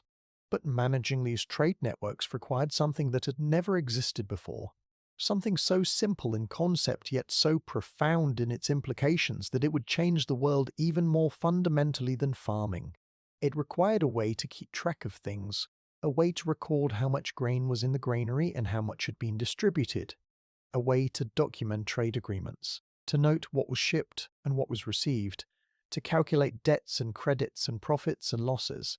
It required, in short, a way to write. And this is where Uruk makes its greatest contribution to human history. Because the oldest known writing in the world comes from Uruk. It dates to approximately 3200 BCE, and it consists of small clay tablets about the size of your palm, inscribed with simple pictographic symbols using a sharpened reed stylus. The symbols represent objects: a head of grain, a cow, a jar of oil, a bale of cloth. Numbers are represented by circular impressions of different sizes, made by pressing the end of the stylus into the soft clay. And the tablets themselves are, without exception, economic documents. Receipts, inventories, shipping manifests, tax records, ration lists. The very first words that human beings ever wrote were not prayers. They were not poems. They were not love letters or philosophical treatises or histories of great deeds. They were accounting records. Let that sink in for a moment. The most transformative invention in human history, the invention that made all other intellectual achievements possible, from literature to science to law to philosophy, was invented to count sheep, to track grain shipments, to make sure that the right amount of barley was delivered to the right temple at the right time. Writing was invented by accountants. And I know that is not a romantic origin story. I know it lacks the grandeur and the poetry that we want the origin of writing to have. But it is true, and there is a kind of beauty in that truth, a beauty that comes from recognizing that the most profound changes in human history often emerge from the most mundane and practical of needs. The early writing system of Uruk is called Proto-Cuneiform, and it is the ancestor of the cuneiform script that would be used across Mesopotamia for the next 3,000 years. Proto-Cuneiform was not a full writing system in the sense that it could represent spoken language. It was more like a system of symbols and numbers that could record specific types of information, mainly quantities of goods and the names of the people or institutions involved in transactions. It could tell you that 30 jars of oil were delivered to the temple of Inanna. but it could not tell you how the weather was, or what someone had for dinner, or how they felt about the new priest. But even this limited form of writing was revolutionary. It meant that information could be stored outside the human brain. Before writing, everything that a community knew, its history, its laws, its customs, its technical knowledge, existed only in the memories of its members. If the person who knew how to smelt copper died before teaching someone else, that knowledge was lost. If the elder who remembered the last great drought died, the community lost its record of that event and the lessons it had taught. Memory is fragile. Memory is fallible. Memory dies with the person who holds it. But a clay tablet does not forget. A clay tablet does not die. A clay tablet, baked in a kiln or dried in the sun, can last for thousands of years. The proto-cuneiform tablets from Uruk are over 5,000 years old, and they are still legible. We can read them. We can count the jars of oil and the bushels of grain and the heads of cattle that were recorded on them 5 millennia ago. We know more about the economic transactions of Uruk in 3200 BCE than we know about the economic transactions of most medieval European towns, because the people of Uruk wrote things down, and the things they wrote down survived. And once writing existed, even in its most rudimentary form, the possibilities for social organization expanded enormously. Contracts could be recorded. Debts could be documented. Laws could be codified. Tax obligations could be specified and enforced. The temple administrators who ran the economy of Uruk could now manage a much larger and more complex system than would have been possible with memory alone. They could track thousands of transactions involving hundreds of commodities and dozens of trading partners, all on small clay tablets that could be stored in archives and consulted whenever necessary. Writing made bureaucracy possible, and bureaucracy, for all its modern connotations of red tape and inefficiency, was the technology that made large-scale human organization possible. Without bureaucracy, without the ability to record and retrieve and process large amounts of information, you cannot run a city. You cannot manage an irrigation system. You cannot administer a trade network. You cannot collect taxes or distribute rations or enforce laws or do any of the other things that a complex society requires. Bureaucracy is the nervous system of civilization, and writing is the language it speaks. But writing did not stay limited to accounting forever. Over the following centuries, the proto-cuneiform script evolved and expanded. New symbols were added. The pictographic symbols gradually became more abstract, eventually developing into the wedge-shaped marks that give cuneiform its name, from the Latin word cuneus, meaning wedge. And the script was adapted to represent not just objects and numbers, but sounds, allowing it to record spoken language. By about 2600 BCE, cuneiform had become a full writing system, capable of expressing anything that could be said in words, and the first texts that went beyond accounting began to appear. Hymns to the gods, royal inscriptions, legal codes, and, eventually, literature. The oldest known work of literature in the world is the Epic of Gilgamesh, which originated in Sumer, the civilization that flourished in southern Mesopotamia in the 3rd millennium BCE, and which reached its fullest form in a version written in Akkadian, a Semitic language that became the lingua franca of Mesopotamia after the rise of the Akkadian Empire. The epic tells the story of Gilgamesh, the king of Uruk, a semi-divine hero who searches for immortality and discovers, after many adventures, that death is the inescapable fate of all human beings, and that the only immortality available to mortals is the immortality of fame, of great deeds remembered by future generations. And here is an irony that I find deeply moving. Gilgamesh sought immortality and failed, but the scribes who wrote down his story succeeded, because the story survived. It was written on clay tablets, and the tablets were buried in the ruins of ancient libraries, and the ruins were covered by sand and soil and forgotten for thousands of years. And then, in the 19th century, archaeologists dug them up, and linguists deciphered the script, and the story of Gilgamesh was read again for the first time in over 2 millennia. Gilgamesh achieved the immortality he sought, not through magic or divine intervention, but through writing, through the technology that his city invented to count sheep, But I am getting ahead of myself.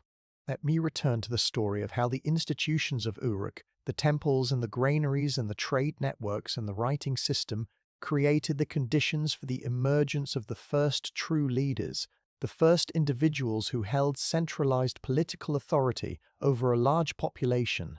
The transition from temple-based governance to secular kingship in Mesopotamia was gradual and complex, and the details are still debated by scholars.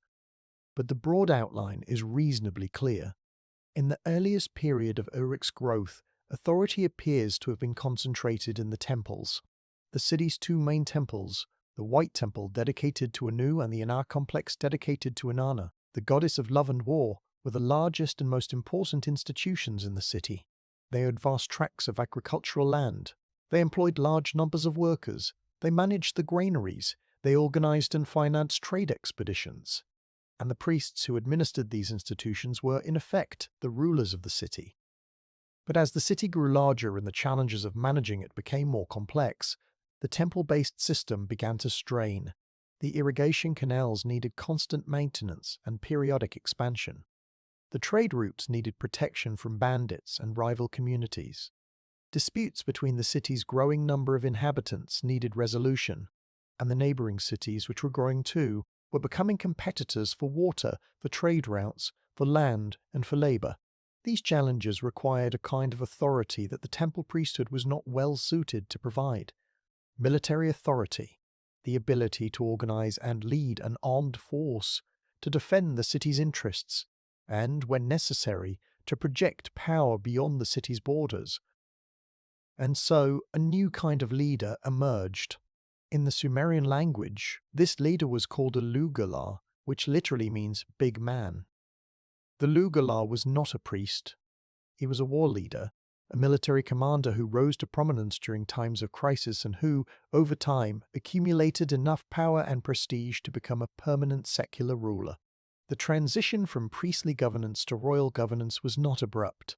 For a long time, the two systems coexisted, with the Lugal handling military and political matters, and the temple priesthood handling religious and economic matters. But gradually the balance of power shifted toward the Lugal, and the institution of kingship, as we understand it, was born. The earliest kings of the Sumerian city-states, including Uruk, are shrouded in legend. The Sumerian king list, a document compiled around 2100 BCE, records the names and reign lengths of kings going back to before the Great Flood, a mythological event that the Sumerians believed had destroyed the world and reset civilization. The earliest kings on the list are credited with reigns of tens of thousands of years, which tells us that the list is mixing history with mythology. But the later entries on the list correspond to historically attested rulers whose existence has been confirmed by inscriptions and other archaeological evidence. One of the most famous of these early rulers is Gilgamesh himself, who appears on the king list as the fifth king of the first dynasty of Uruk.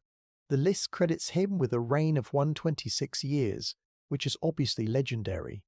But there is a growing consensus among scholars that Gilgamesh was probably a real person, a king of Uruk who ruled sometime around 2700 BCE, and whose deeds were so impressive that they were remembered and embellished in oral tradition for centuries before being written down in the epic that bears his name. And what does the epic tell us about the nature of early kingship? It tells us several things. First, the king is a builder. One of Gilgamesh's most celebrated achievements, mentioned at the very beginning and the very end of the epic, is the construction of the Great Wall of Uruk, a massive fortification that protected the city from attack. The wall is presented as the king's defining accomplishment, the thing for which he will be remembered, and this tells us that construction, the ability to mobilize large amounts of labor for public works, was one of the primary functions of early kingship. Second, the king is a warrior. Much of the epic is devoted to Gilgamesh's military exploits, including his journey to the cedar forest to defeat the monstrous guardian Humbaba and his battle with the bull of heaven, sent by the gods to punish him for offending the goddess Ishtar.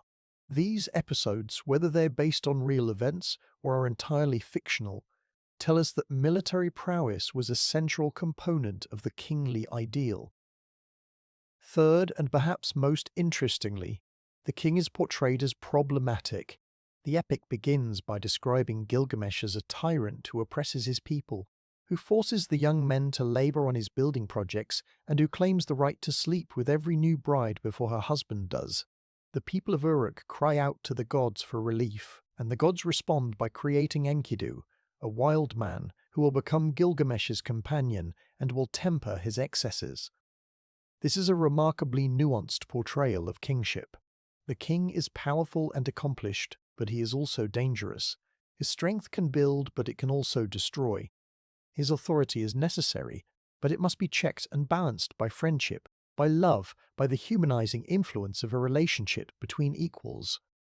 The Epic of Gilgamesh is, among other things, a meditation on the nature of power, and the fact that the world's oldest work of literature is, at its core, a story about the dangers and temptations of power tells us something important about the people who created it.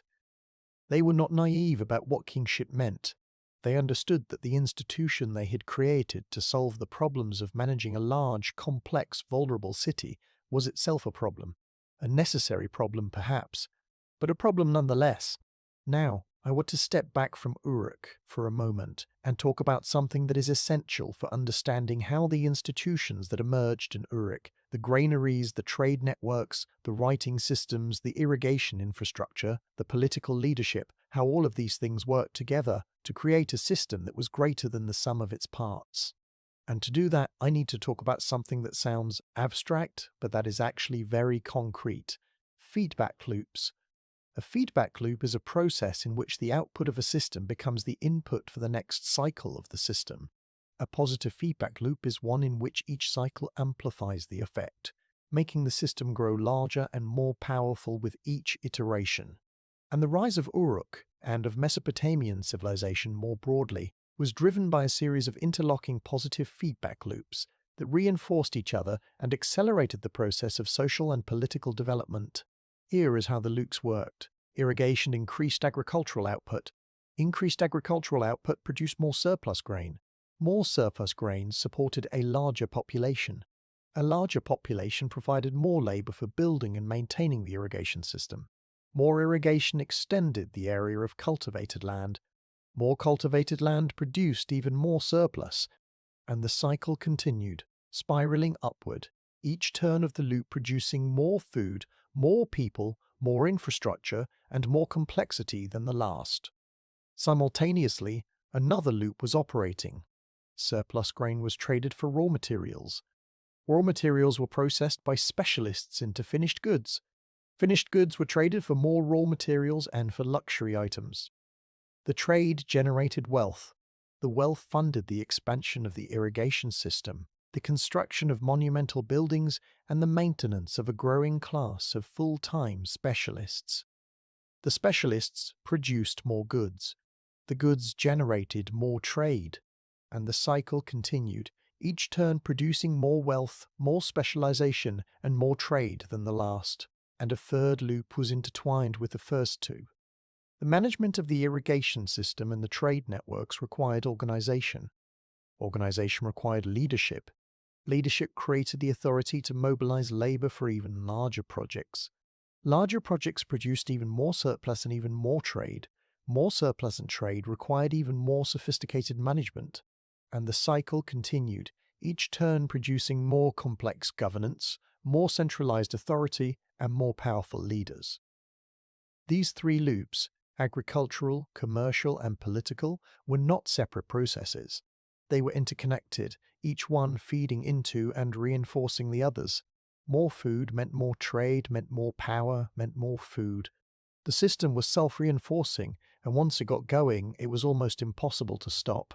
It had its own momentum, its own logic, its own direction. And that direction was toward greater complexity, greater inequality, greater centralization, and ultimately toward empire. And now I want to take you forward in time just a few centuries to show you what happened when this system, this self-reinforcing loop of surplus and trade and power, was replicated across the entire Mesopotamian plain. Because Uruk was not the only city in southern Mesopotamia. It was the largest, but it was not alone. Dozens of other cities were growing at the same time, each one following the same basic trajectory, farming, irrigation, surplus, trade, specialization, leadership. And these cities were in competition with each other. Competition for what? For everything. For water, because the irrigation canals drew from the same rivers, and a canal that diverted water to one city's fields reduced the flow to another city's fields. For trade routes, because controlling a trade route meant controlling the wealth that flowed through it. For labor, because a city that could attract more workers could build more infrastructure and produce more surplus. For land, because the flat, featureless Mesopotamian plain offered no natural boundaries between the territories of neighboring cities, and the borders between them were always contested. This competition sometimes took the form of diplomacy, negotiation, and alliance, but it also increasingly took the form of war. The earliest evidence of organized warfare in Mesopotamia dates to the mid-4th millennium BCE, roughly contemporary with the explosive growth of Uruk. The evidence includes fortification walls around settlements, weapons designed specifically for combat rather than hunting, and, most grimly, mass burials of individuals with injuries consistent with violent death. War is, in a sense, the dark twin of cooperation. Both require organization, coordination, and leadership. Both require the mobilization of large numbers of people for a common purpose.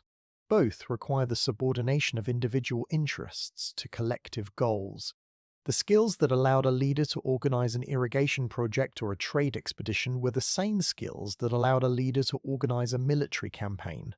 And the leaders who were most effective at war were often the same leaders who were most effective at peace, because both required the same combination of strategic thinking, logistical competence, and the ability to inspire and command large groups of people. And war, like trade, created feedback loops. A city that won a war could seize the losing city's territory, its irrigation infrastructure, its grain stores, and its labor force. These seized resources made the winning city larger, wealthier, and more powerful, which made it more likely to win the next war, which made it even larger, wealthier, and more powerful. Victory bred victory. Success bred success. And the most successful cities grew at the expense of their neighbors, absorbing smaller communities and extending their control over wider and wider areas. This process of competitive consolidation, in which many small independent communities gradually merge into fewer, larger political entities, is one of the most consistent patterns in the history of civilization. It happened in Mesopotamia. It happened in Egypt. It happened in China. It happened in India. It happened in India. It happened in every region of the world where farming produced surplus, and surplus produced cities, and cities produced competition. And the end result was always the same, the emergence of large, centralized, hierarchical polities that we call states and empires. In Mesopotamia, this process reached a decisive moment around 2334 BCE, when a man named Sargon of Akkad did something that no one had done before. He conquered not just one rival city, not just two or three, but every major city in Mesopotamia, from the Persian Gulf to the mountains of Turkey. He unified the entire Mesopotamian plain under a single political authority. He created the First Empire. But the story of Sargon, and of the empires that followed him, belongs to the next part of our journey. Tonight we have traced the chain of consequences from the first granary to the first city, from the first stored grain to the first written word, from the first irrigation canal to the first king. We have seen how surplus creates trade, how trade creates wealth, how wealth creates power, and how power creates leaders. We have seen how feedback loops amplify these processes, driving human societies toward greater complexity and greater inequality with each passing generation. And we have seen how competition between cities, the same cities that surplus and trade created, generates the pressure for consolidation and unification that ultimately produces empires. The story is not finished. It is far from finished.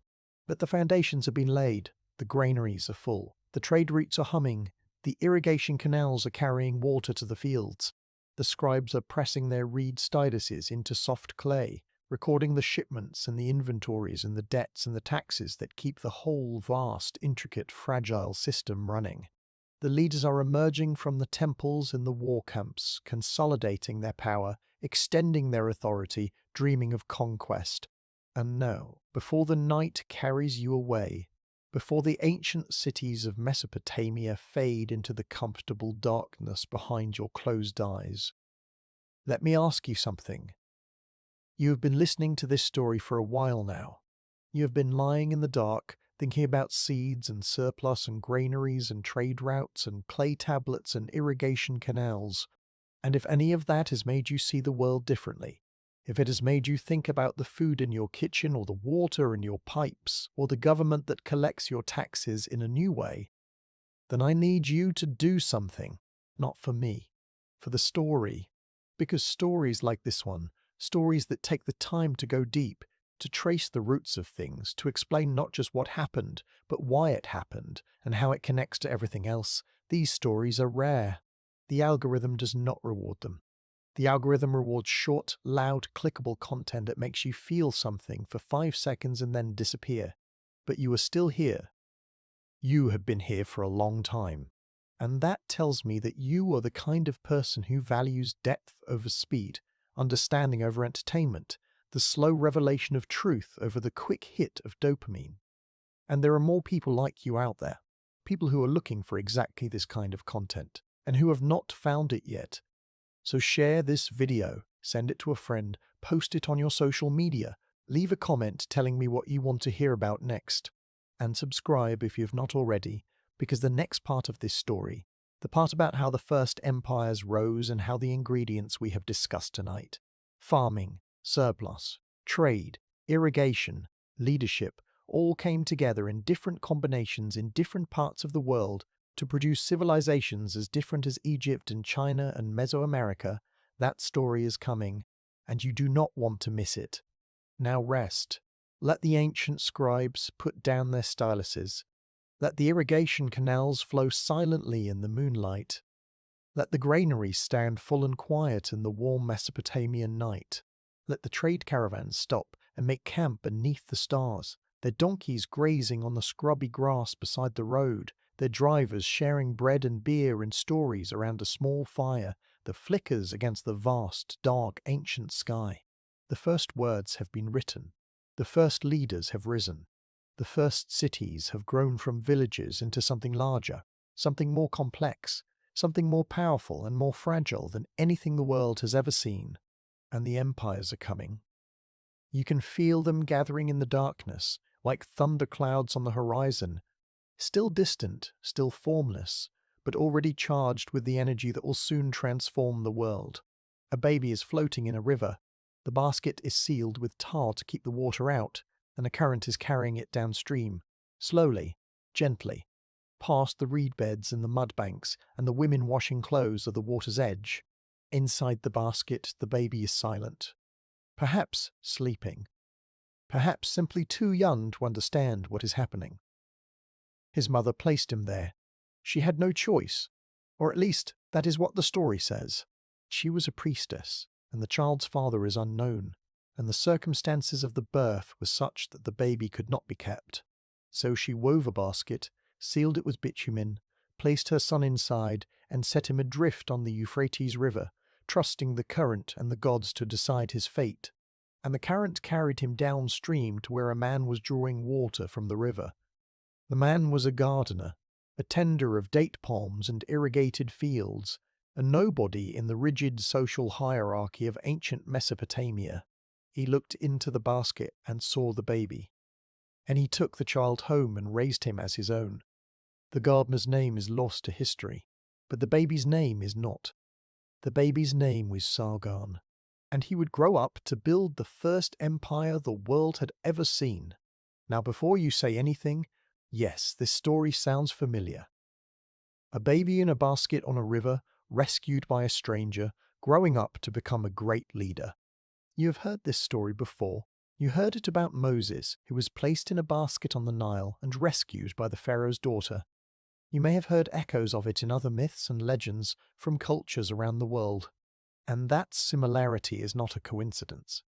The story of the founding king, the child of mysterious origins who rises from nothing to achieve greatness, is one of the oldest and most widespread narrative patterns in human culture. It appears in Mesopotamia, in Egypt, in India, in Greece, in Rome, in the mythology of dozens of civilizations that had no contact with each other. And the reason it appears so often is that it serves a specific political purpose. It says that greatness is not inherited. It says that the gods choose whom they choose regardless of birth or station. It says that the most powerful person in the world can come from the humblest of origins, that the gardener's adopted son can become the king of kings. And this message is not just inspiring, it is subversive, because it undermines the very system of hereditary privilege that every empire depends on.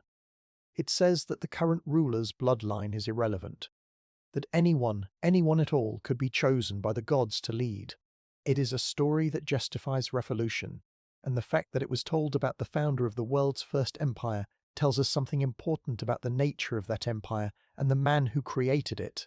But let me tell you what we actually know about Sargon, as opposed to what legend says about him, because the two are tangled together in ways that are difficult to separate.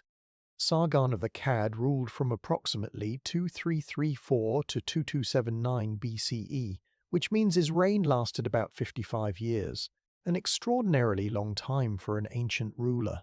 He came to power as the cupbearer of the king of Kish, one of the most important cities in Mesopotamia. The position of cupbearer was not a menial one. It was a high-ranking court position that involved close personal access to the king, and it was often a stepping stone to political power. And Sargon used it exactly that way, through a combination of political cunning and military force, the details of which are lost to us. He overthrew the king of Kish, seized power, and established a new capital city called Akkad. The city of Akkad has never been found. Despite over a century of archaeological searching, its location remains unknown, which is one of the great unsolved mysteries of Mesopotamian archaeology. Somewhere beneath the soil of Iraq, the capital of the world's first empire is waiting to be discovered, and no one knows where it is. From Akkad, Sargon launched a series of military campaigns that were unlike anything the world had seen before. Previous wars in Mesopotamia had been fought between individual city-states, local conflicts over water rights or trade routes or border disputes. Sargon's wars were different. They were wars of conquest, designed not to settle a specific grievance, but to bring entire regions under his permanent control. He marched south and conquered the Sumerian city-states of the lower Mesopotamian plain, including Uruk, Lagash, and Umma. He marched north and conquered the cities of the upper Tigris and Euphrates valleys. He marched east into the mountains of Elam in what is now southwestern Iran. He marched west to the Mediterranean coast where, according to later tradition, he washed his weapons in the sea, a symbolic act that proclaimed his dominion over all the land from the Persian Gulf to the Mediterranean. The result was an empire that stretched roughly 1,000 miles from east to west, encompassing dozens of cities, hundreds of thousands of people, and multiple linguistic and ethnic groups. It was the first multi-ethnic empire in history, the first political entity to unite people who spoke different languages, worshipped different gods, and followed different customs under a single ruler. And managing this empire required Sargon to develop new tools of governance that went far beyond anything that had existed before. He installed loyal governors in each conquered city, men who owed their positions to Sargon personally and who could be replaced at his pleasure. This was revolutionary. Previous city-state rulers had governed their own cities directly. Sargon governed through delegates, creating a hierarchical chain of command that allowed him to project his authority across vast distances without being physically present. He standardized weights and measures across his empire, ensuring that a shekel of silver in Akkad was the same as a shekel of silver in which facilitated trade and taxation. He built roads connecting the major cities, which allowed his armies to move quickly to any part of the empire where rebellion threatened. And he maintained a standing army, a professional military force that was loyal to him personally and that was paid from the empire's tax revenues, rather than relying on temporary levies of citizen soldiers who returned to their farms after the campaign was over. These innovations, professional governors, standardized measures, road networks, standing armies would be adopted and refined by every subsequent empire in history. The Persian Empire, the Roman Empire, the Chinese Empire, the Mongol Empire, all of them used tools that Sargon invented or at least pioneered. In a very real sense, Sargon of Akkad wrote the instruction manual for empire building. and every empire builder who came after him was working from his template. But the Akkadian Empire was also fragile, as all empires are, and its fragility came from the same source as its strength: centralization. The empire depended on Sargon, his personal authority, his military genius, his political skill. These were the things that held the empire together. And when Sargon died, around 2279 BCE, the empire immediately began to unravel. His sons and grandsons struggled to maintain control, fighting rebellions and invasions on multiple fronts. The empire lurched from crisis to crisis for about 70 years before finally collapsing around 2054 BCE, brought down by a combination of internal Wind 54 and external attack by a mountain people called the Gutians. The Akkadian Empire lasted roughly 180 years. By the standards of later empires, that is not very long. The Roman Empire lasted over 1,000 years. The Chinese imperial system lasted over 2,000.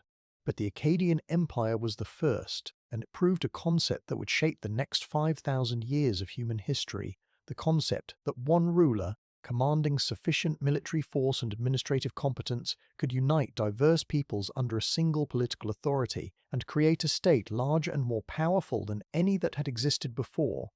And now I want to take you somewhere else entirely, to a very different landscape, a very different civilization, and a very different model of how empires begin.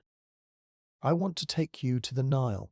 Egypt is, in many ways, the easiest ancient civilization to understand, because its geography is so simple and so dramatic that it practically explains itself. Imagine looking down on northeastern Africa from space. We see a vast expanse of brown, the Sahara Desert, stretching in every direction, lifeless and forbidding. And cutting through that brown expanse, running from south to north like a green thread through a brown carpet, is the Nile Valley, a narrow ribbon of green, rarely more than a few miles wide, bounded on both sides by the absolute desolation of the desert.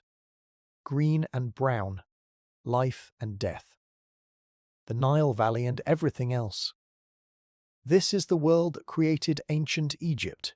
The Nile provided everything: water for drinking and irrigation, rich black silt deposited by the annual flood, which replenished the soil and made it extraordinarily fertile, fish and waterfowl for food, papyrus reeds for making paper, boats, baskets and sandals, a highway for transportation, allowing goods and people to move easily up and down the valley, and a natural boundary, the desert on either side, that protected the valley from invasion and isolation. The annual flood of the Nile was the heartbeat of Egyptian civilization, and understanding it is essential to understanding how Egypt became an empire. Every year, between June and September, monsoon rains in the Ethiopian highlands sent a massive pulse of water down the Blue Nile and its tributaries, which merged with the White Nile in what is now Sudan and continued northward into Egypt. The floodwaters arrived in Egypt in late summer, spreading across the valley floor and covering the fields with a layer of dark, nutrient-rich silt. When the waters receded in October, the farmers planted their crops in the freshly fertilized soil, and the harvest came in spring. This cycle repeated every year with remarkable reliability, for thousands of years. It was so predictable that the Egyptians based their entire calendar on it, dividing the year into 3 seasons: Akhet, the season of flood; Ped, the season of planting and growth; and Shemu, the season of harvest and low water. The reliability of the flood meant that Egyptian agriculture was extraordinarily productive. The farmers of the Nile Valley could produce far more food than they needed to feed themselves, generating enormous surpluses that could be stored, traded, and used to support a large population of non-farming specialists. And the narrow linear geography of the valley meant that all of this surplus was concentrated in a single, easily controllable corridor. There was no way to spread out. There was no way to spread out. There was no frontier to escape to. If you wanted to farm, you farmed in the valley, and you were subject to whoever controlled the valley. This geographic determinism, the idea that Egypt's geography shaped its political destiny, is a simplification, but it contains a large kernel of truth. The Nile Valley is, essentially, a single system. The flood that waters the fields of Upper Egypt is the same flood that waters the fields of Lower Egypt. The river that carries trade goods from south to north is the same river that carries them from north to south. The most efficient way to manage this system is to manage it as a whole under a single authority, and this is exactly what happened. The unification of Egypt, which occurred around 3100 BCE, was the culmination of a process that had been underway for centuries. Before unification, the Nile Valley was divided into dozens of small independent chiefdoms called nomes, each one controlling a section of the river and its associated farmland. Over time, these nomes consolidated into two larger kingdoms, Upper Egypt in the south and Lower Egypt in the north, and then, in a final act of unification attributed to a king named Narmer, or possibly Mene, the sources are ambiguous and may refer to the same person, the two kingdoms were merged into a single state under a single ruler, the pharaoh. The Narmer palette, a carved stone slab dating to approximately 1300 BCE and now housed in the Egyptian Museum in Cairo, is one of the earliest documents of this unification. On one side, Narmer is shown wearing the white crown of Upper Egypt, grasping an enemy by the hair and raising a mace to strike him down. On the other side, he is shown wearing the red crown of Lower Egypt, surveying a row of decapitated enemies. The message is clear and brutal. The two lands have been united by force, and the king who united by force, and the king who united them is not to be trifled with. But force alone did not hold Egypt together. What held Egypt together was the story, the ideology, the belief system that the pharaohs and their priests constructed to legitimize their rule. And that story was unlike anything that Sargon or the Mesopotamian kings had devised, because the pharaoh was not merely a human ruler who claimed divine endorsement. The pharaoh was a god, not a representative of the gods, not a servant of the gods, a god walking on earth wearing a human body. This idea, the idea of the divine king, was the most powerful political tool ever invented in the ancient world. If the king is merely human, he can be challenged, overthrown, replaced. If the king is a god, challenging him is not just treason, it is blasphemy. Overthrowing him is not just a political act, it is a cosmic crime that threatens the very order of the universe. The pharaoh was not just the ruler of Egypt, he was the guarantor of Maat, the cosmic order that kept the universe functioning. If the pharaoh failed, the floods would not come, the crops would not grow, the sun would not rise, and chaos would consume the world. The survival of everything, of Egypt, of humanity, of the universe itself, depended on the pharaoh performing his divine duties correctly. This is an astonishing claim, and even more astonishingly, the people of Egypt believed it, or at least enough of them believed it, enough of the time to keep the system functioning for over 3,000 years. 3,000 years. That is longer than any other political system in human history. The Egyptian state, in recognizable form, persisted from the unification around 3100 BCE to the Roman conquest in 30 BCE, a span of over 3 millennia. Dynasties rose and fell, foreign invaders conquered and were absorbed. Periods of chaos and disunity interrupted the continuity, but the fundamental institution, the divine kingship of the pharaoh, endured. And the reason it endured was the story that the pharaoh was a god, the story that the order of the universe depended on his rule, the story that was so deeply embedded in Egyptian culture, so thoroughly woven into every aspect of Egyptian life, from birth to death to burial to the afterlife, that it was virtually impossible to imagine the world without it. And this story was sustained and reinforced by the surplus. The enormous agricultural surplus of the Nile Valley was channeled through the pharaoh's administration, collected as taxes, stored in royal granaries, and redistributed to support the vast apparatus of the Egyptian state, the army, the priesthood, the bureaucracy, the construction workers who built the pyramids and the temples and the tombs. The surplus was the material foundation of the pharaoh's power, and the story of divine kingship was the ideological superstructure that justified the extraction and concentration of that surplus in the hands of the ruler. It is a system that would be replicated in various forms by every subsequent empire. Surplus plus story equals empire. Material wealth plus ideological legitimacy equals power.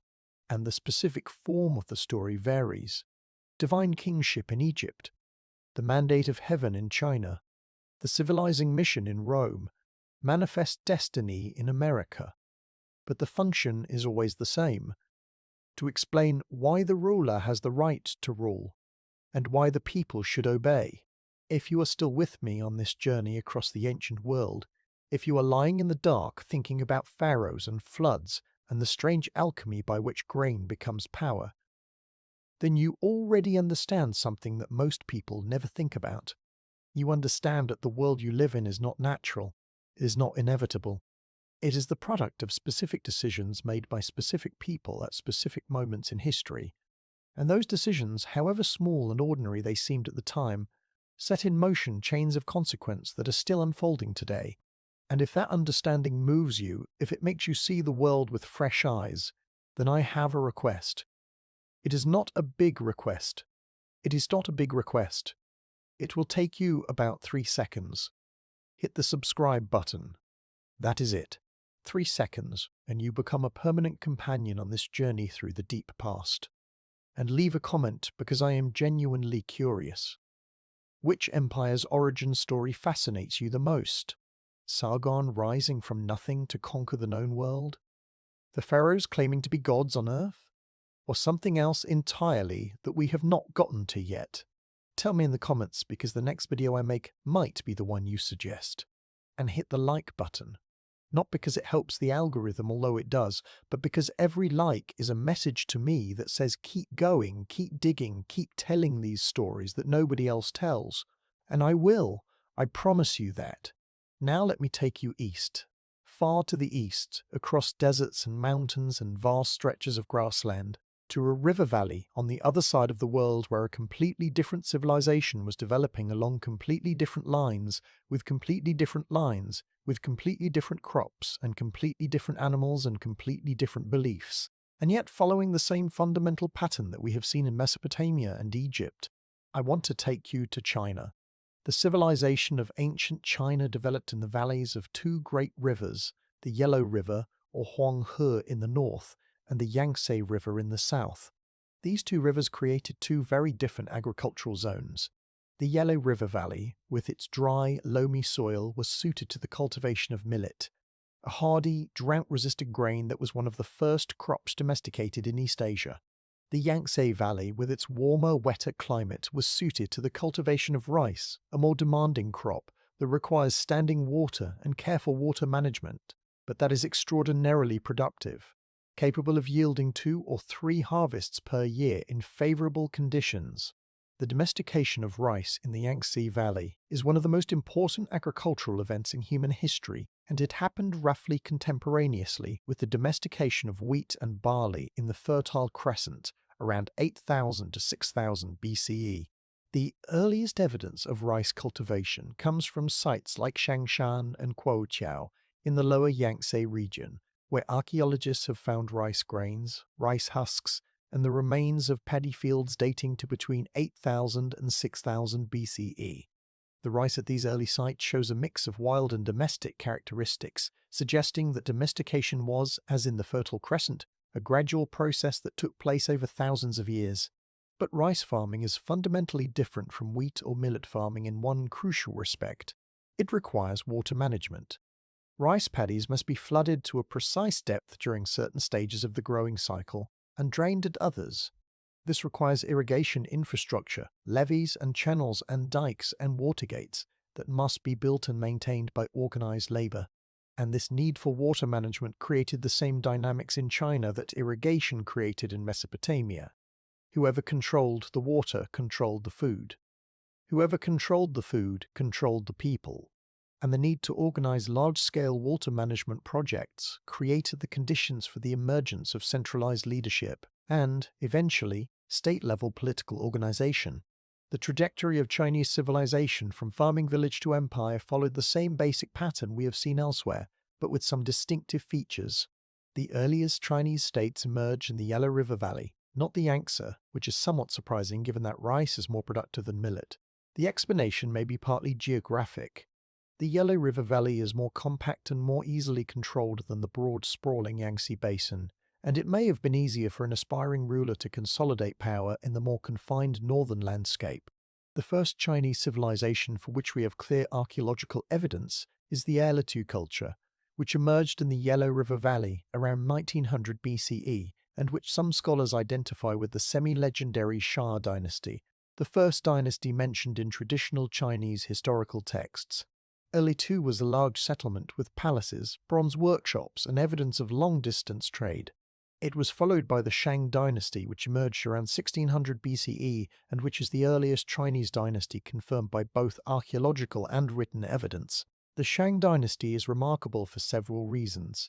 First, it developed a sophisticated system of writing, the ancestor of modern Chinese characters, that was used primarily for divination. The Shang kings sought guidance from their ancestors and from the gods by heating animal bones, usually the shoulder blades of oxen or the shells of turtles, and interpreting the cracks that formed. Questions were inscribed on the bones before heating, and the answers, as interpreted by the diviners, were sometimes inscribed afterward. Tens of thousands of these oracle bones have been found, and they provide a wealth of information about Shang religion, politics, warfare, agriculture, weather, and daily life. Second, the Shang dynasty developed bronze casting technology to a level of sophistication that was unmatched anywhere else in the ancient world.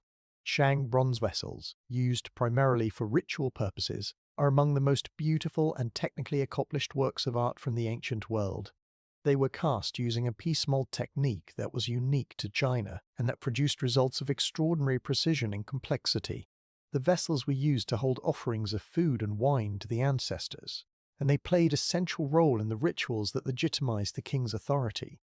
And third, the Shang dynasty operated under a concept that would become one of the most important political ideas in Chinese history: the belief that the ruler's authority came from heaven, and that heaven would withdraw that authority came from heaven, and that heaven would withdraw that authority if the ruler governed unjustly.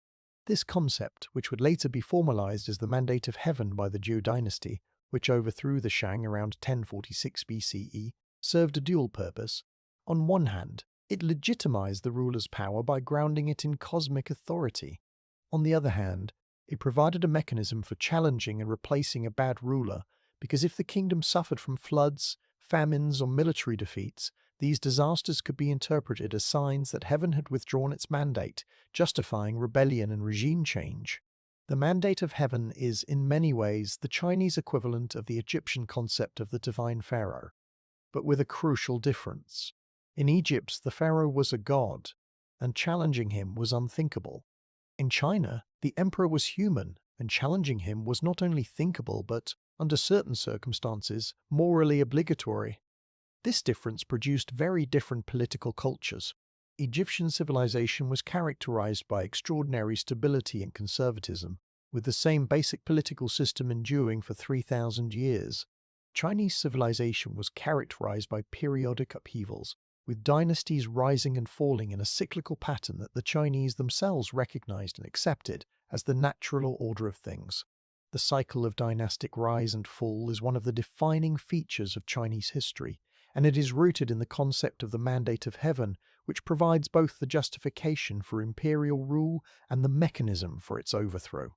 Now I want to take you across the Pacific Ocean to a part of the world that is rarely discussed in the same breath as Mesopotamia and Egypt and China, but that produced civilizations of extraordinary sophistication and originality.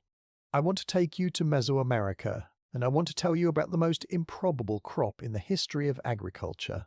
The crop is maize, which you know as corn, and the reason I call it improbable is that its ancestor, a wild grass called teosinte that grows in the highlands of Mexico, looks nothing like it. Teosinte is a scraggly, unpromising plant with tiny seed heads containing just a few hard, almost inedible kernels, each one encased in a rock-hard shell. If you saw teosinte growing in a field, you would not think of eating it. You would not think it had any potential as a food crop. You would walk right past it.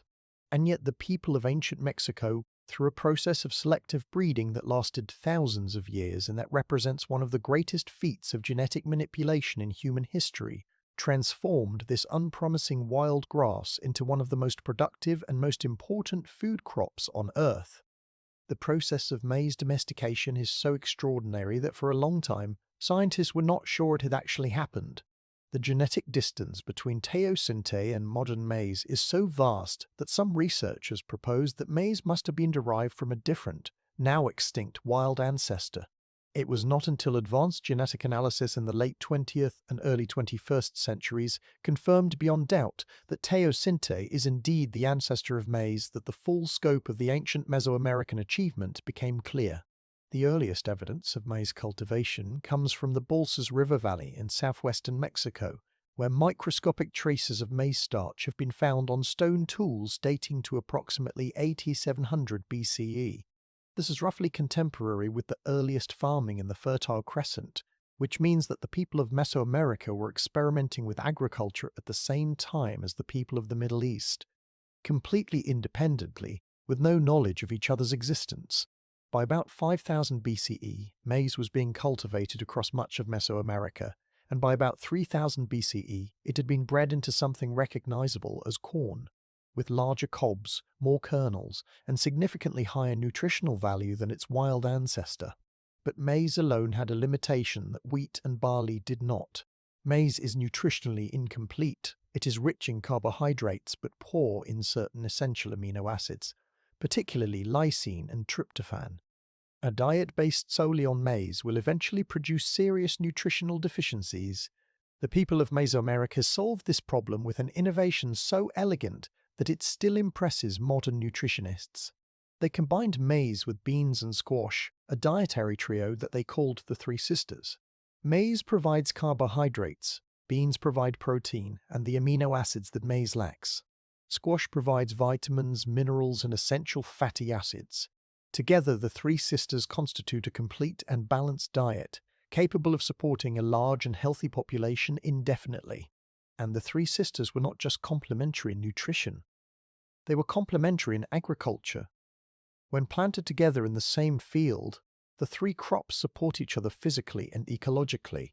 The corn provides a tall stalk for the bean vines to climb, eliminating the need for separate trellises.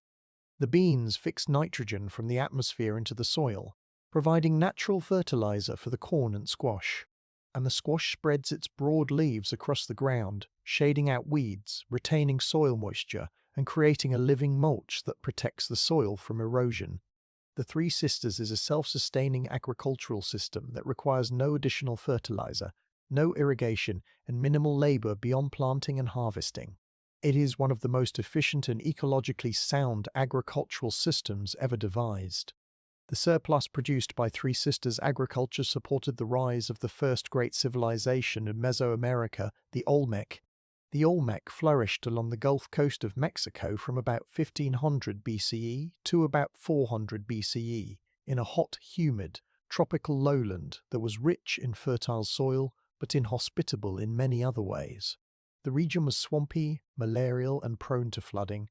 It was not an obvious location for a great civilization, but the soil was extraordinarily productive, and the Olmec exploited it to produce the large surpluses of maize that supported a complex society, with specialized artisans, a powerful priestly class, and a ruling elite that commissioned some of the most striking works of art in the pre-Columbian world.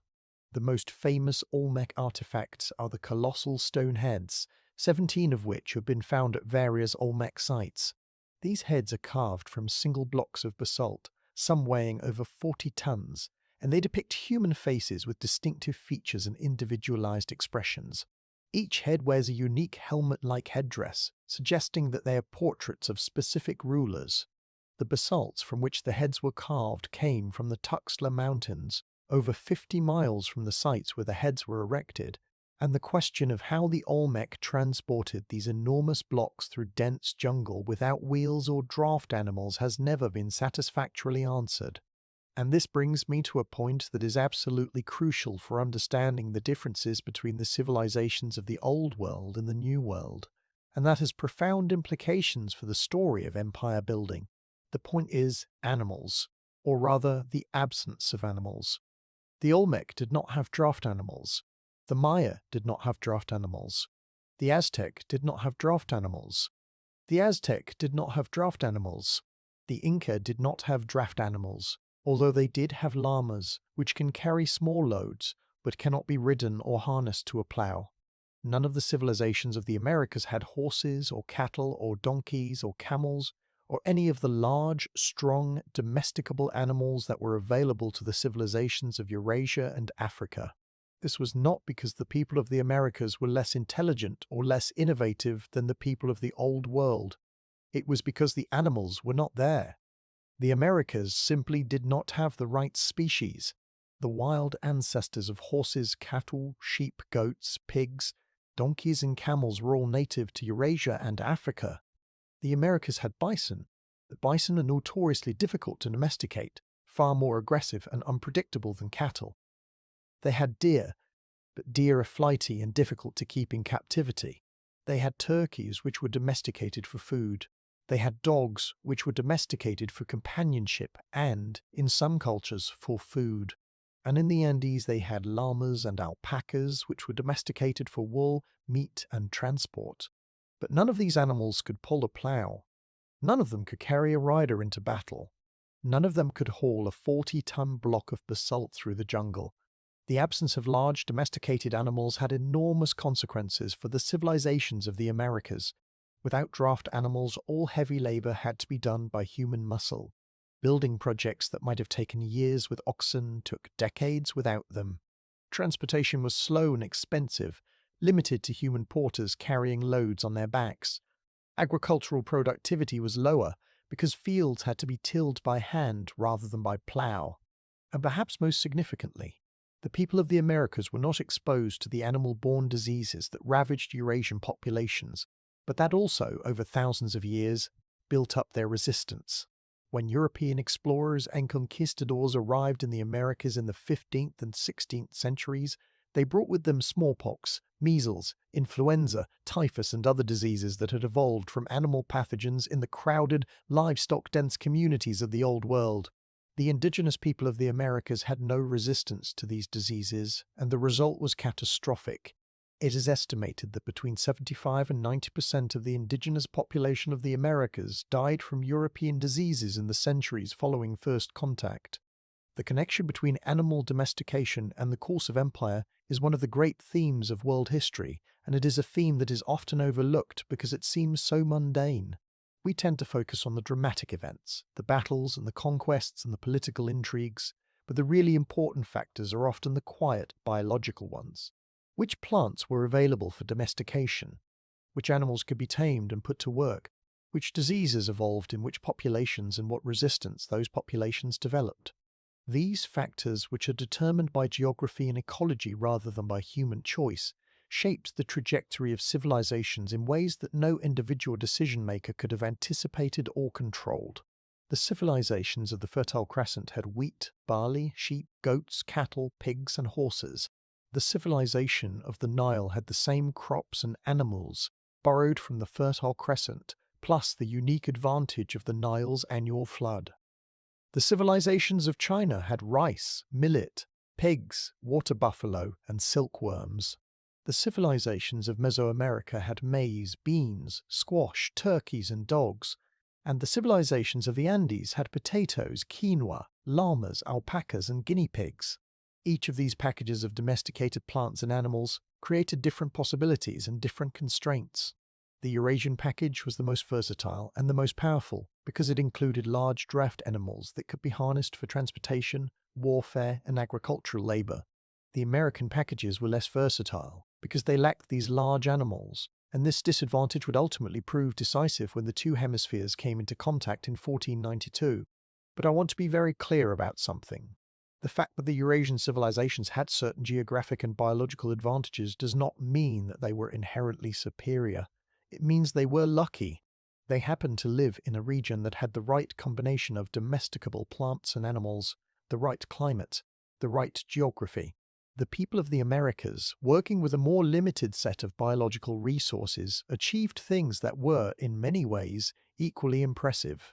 The engineering feats of the Inca, who built a road network spanning over 25,000 miles through some of the most challenging terrain on Earth, without wheels or draft animals, are arguably more impressive than the Roman roads, which were built with the help of oxen and carts. The mathematical and astronomical achievements of the Maya, who developed a calendar more accurate than any in use in Europe at the time, are extraordinary by any standard. The agricultural innovations of the Mesoamerican farmers, who turned an unpromising wild grass into one of the world's most productive crops through thousands of years of selective breeding, represent a genetic achievement that has no parallel in the Old World. The story of empires is not a story of superior and inferior civilizations. It is a story of different civilizations with different resources, facing different challenges and finding different solutions. And the common thread that runs through all of them, the thread that connects the wheat fields of Mesopotamia to the rice paddies of China to the milpas of Mesoamerica, is the same. Farming creates surplus. Surplus creates complexity. Complexity creates hierarchy. And hierarchy, given enough time and enough pressure, creates empire. Now let me take you back to the animals for a moment, because there is one more dimension of animal domestication that I want to explore, and it is a dimension that most people never think about. I want to talk about what domesticated animals did to human psychology, to the way people thought about the world and their place in it. Hunter-gatherers, as I mentioned earlier, tend to see themselves as part of nature, as one species among many, embedded in a web of relationships with other animals and with the landscape itself. Their spiritual practices reflect this worldview. They venerate animal spirits. They practice rituals that honor the animals they hunt. They see the boundary between human and animal as permeable, even illusory. But farmers and herders see the world differently. When you domesticate an animal, you assert control over it. You decide when it eats, where it sleeps, when it breeds, and when it dies. You reshape its body through selective breeding, making it fatter or woollier or more docile or more productive. You treat it as a resource, a thing to be used for your benefit. And this relationship of control, this habit of dominion over other living beings, subtly changes the way you think about power and hierarchy in general. A society that is accustomed to controlling animals is a society that is more comfortable with the idea of some beings controlling others. The language of animal husbandry, the shepherd and the flock, the master and the herd, became the language of political authority. Kings were called shepherds of their people. Rulers spoke of tending and guiding their subjects. And the subjects, conditioned by generations of living in a world where some beings controlled others, found this language natural rather than offensive. This is not to say that animal domestication caused political hierarchy. The relationship is more subtle than that. But the daily practice of controlling animals, of breeding them and feeding them and slaughtering them, created a mental framework, a way of thinking about the relationship between the powerful and the powerless that made hierarchy seem natural and inevitable. And this mental framework made it easier for aspiring rulers to justify their authority and for their subjects to accept it. The animals that built empires did not build them by pulling plows and carrying soldiers, although they did those things too. They built them by changing the way human beings thought about power, by making dominion seem normal, by turning the shepherd into a metaphor for the king and the flock into a metaphor for the people, by creating a world in which it seemed perfectly natural for one being to control the lives and deaths of many others. And this is perhaps the deepest and most uncomfortable insight of our journey tonight. The empires that we study and admire and sometimes romanticize, the empires that built pyramids and roads and libraries and aqueducts, that produced art and literature and philosophy and science, these empires were also systems of control, systems in which the many labored to support the few, systems in which surplus was extracted from the producers and concentrated in the hands of the rulers, systems in which the freedom that hunter-gatherers had enjoyed for 300,000 years was traded, consciously or unconsciously, for the security and the complexity and the productivity that farming and animal husbandry made possible. Was it a good trade?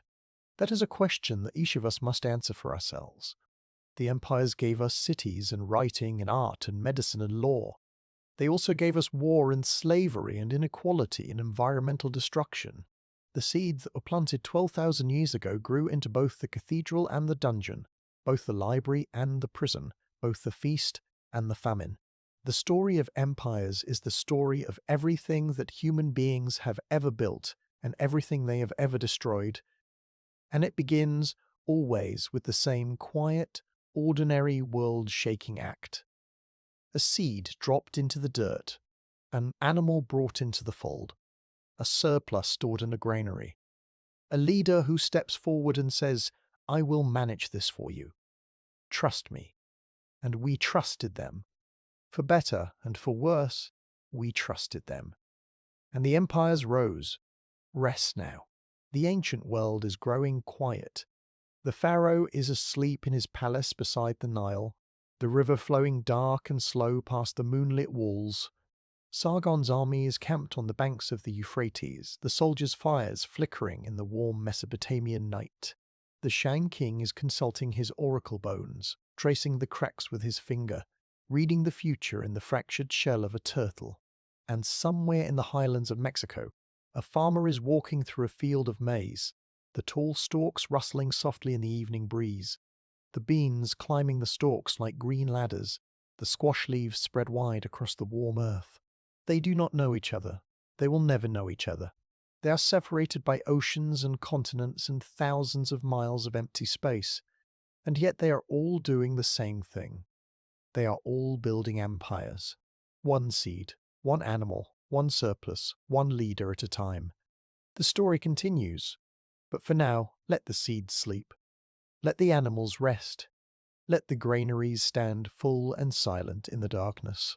And let yourself drift gently, quietly, into the deep, warm, ancient night where all the empires began. There is a road that no one built. No single king ordered its construction. No single empire planned its route. No engineer surveyed its path or calculated its distances, or decided where it should begin and where it should end. And yet this road, this unplanned, undesigned, accidental road, became the most important highway in human history. It connected civilizations that did not know each other existed. It carried goods that transformed economies, ideas that toppled religions, diseases that killed millions, and technologies that reshaped the world. Empires rose because of it. Empires fell because of it. Wars were fought to control it. Religions spread along it like fire through dry grass. And the strangest thing about this road is that the people who traveled it, the merchants and pilgrims and soldiers and refugees who walked its dusty tracks and crossed its mountain passes and survived its deserts, most of them never traveled the whole thing. Most of them walked 100 miles, maybe 200, traded their goods at the next market town, and turned around and went home. They had no idea that the silk they were carrying had been woven by a woman in China 6,000 miles to the east. They had no idea that the glass beads they were buying had been made in a workshop in Alexandria 4,000 miles to the west. They were just traders, doing what traders do, buying low and selling high, making a living, feeding their families. And yet, collectively, unconsciously, without any plan or coordination or grand vision, they created a network that tied the entire known world together and made the rise of every major empire between Rome and China not just possible, but inevitable. This road is called the Silk Road, and its story is one of the most fascinating and least understood chapters in the history of civilization. Because the Silk Road is not really about silk, and it is not really about a road. It is about something much deeper and much more fundamental. It is about the human instinct to connect, to reach out across the distance, across the desert and the mountain and the ocean and the language barrier and the cultural divide, and find someone on the other side who has something you want and who wants something you have. That instinct, that drive to trade and communicate and exchange, is older than farming, older than civilization, older than almost any other human behavior except perhaps the instinct to survive. And it is the instinct that built empires, not the instinct to conquer, not the instinct to dominate, the instinct to trade, the instinct to connect. Let me show you what I mean. The Silk Road was not a single route. It was a vast network of interconnected trade routes that stretched from the Pacific coast of China to the Atlantic coast of Europe, with branches extending south into India, southeast into the Spice Islands of Indonesia, southwest into the Swan of Africa, and north into the steppes of Central Asia. The total length of the network, if you could somehow straighten out all its twists and turns and branches and dead ends, would be roughly 4,000 miles from east to west, though the actual distance travelled by any individual merchant was almost always much shorter. The routes of the Silk Road were determined by geography. They followed river valleys where water was available. They crossed mountain passes at the lowest and safest points. They skirted the edges of deserts, hopping from oasis to oasis like stepping stones across a pond. And they converged at natural choke points, places where geography funneled all traffic through a single narrow passage, creating commercial nodes that grew into cities and eventually into the capitals of empires. One of the most important of these choke points was the city of Samarkand, located in what is now Uzbekistan, in the fertile valley of the Zarafshan River. Samarkand sat at the intersection of routes coming from China to the east, India to the south, Persia to the west, and the steppes of Central Asia to the north. Every major trade route in Central Eurasia passed through or near Samarkand, which made it one of the wealthiest and most cosmopolitan cities in the ancient world. Merchants from dozens of different cultures and speaking dozens of different languages gathered in its markets, trading silk and spices and precious stones and horses and furs and metals and ceramics, and 1,000 other commodities. The city changed hands many times over the centuries, conquered by the Persians, by Alexander the Great, by the Arabs, by the Mongols, by Timur, but it always recovered because its geographic position guaranteed that trade would continue to flow through it, regardless of who was in charge. Geography trumped politics. The road endured because the road was needed. But what was being traded on the Silk Road? The name suggests silk, and silk was indeed one of the most valuable and most sought-after commodities that travelled the route. Silk is produced by the larvae of the silk moth, Bombyx mori, which feeds exclusively on the leaves of the mulberry tree. The process of silk production, called sericulture, was developed in China around 3000 BCE, and for thousands of years China maintained a strict monopoly on silk production. The techniques of sericulture were a closely guarded state secret, and the penalty for revealing them to foreigners was death. This monopoly gave China an enormous economic advantage because silk was in demand everywhere. It was light, strong, beautiful, and versatile. It could be woven into fabrics of extraordinary delicacy and dyed in brilliant colors. It was used for clothing, for wall hangings, for religious banners, and, in some cultures, as a form of currency. Roman senators wore togas trimmed with silk. Persian kings slept on silk sheets. Buddhist monks wrapped sacred texts in silk cloth. Everyone wanted silk, and only China could produce it, but silk was just one of many commodities that travelled the Silk Road. From China came porcelain, lacquerware, paper, tea, and gunpowder. From India came cotton textiles, spices, precious stones, and mathematical knowledge, including the decimal number system and the concept of zero, which would later be transmitted to the Arab world and from there to Europe, where it would revolutionize mathematics and science. From Persia came carpets, metalwork, horses, and the Zoroastrian religion. From Arabia came frankincense, myrrh, and, eventually, Islam. From Rome came glass, wine, gold, and silver. From the steppes of Central Asia came horses, furs, and the military innovations of nomadic warfare, including the composite bow and the stirrup, which transformed cavalry combat and gave the steppe peoples a military advantage that would shape Eurasian history for millennia. And the Silk Road did not just carry goods. It carried ideas. Buddhism, which originated in India in the 5th century BCE, spread to China along the Silk Road, carried by monks and missionaries who travelled with the merchant caravans. By the 2nd century CE, Buddhism had become a major religion in China, and it would go on to transform Chinese culture, philosophy, art, and politics in profound ways.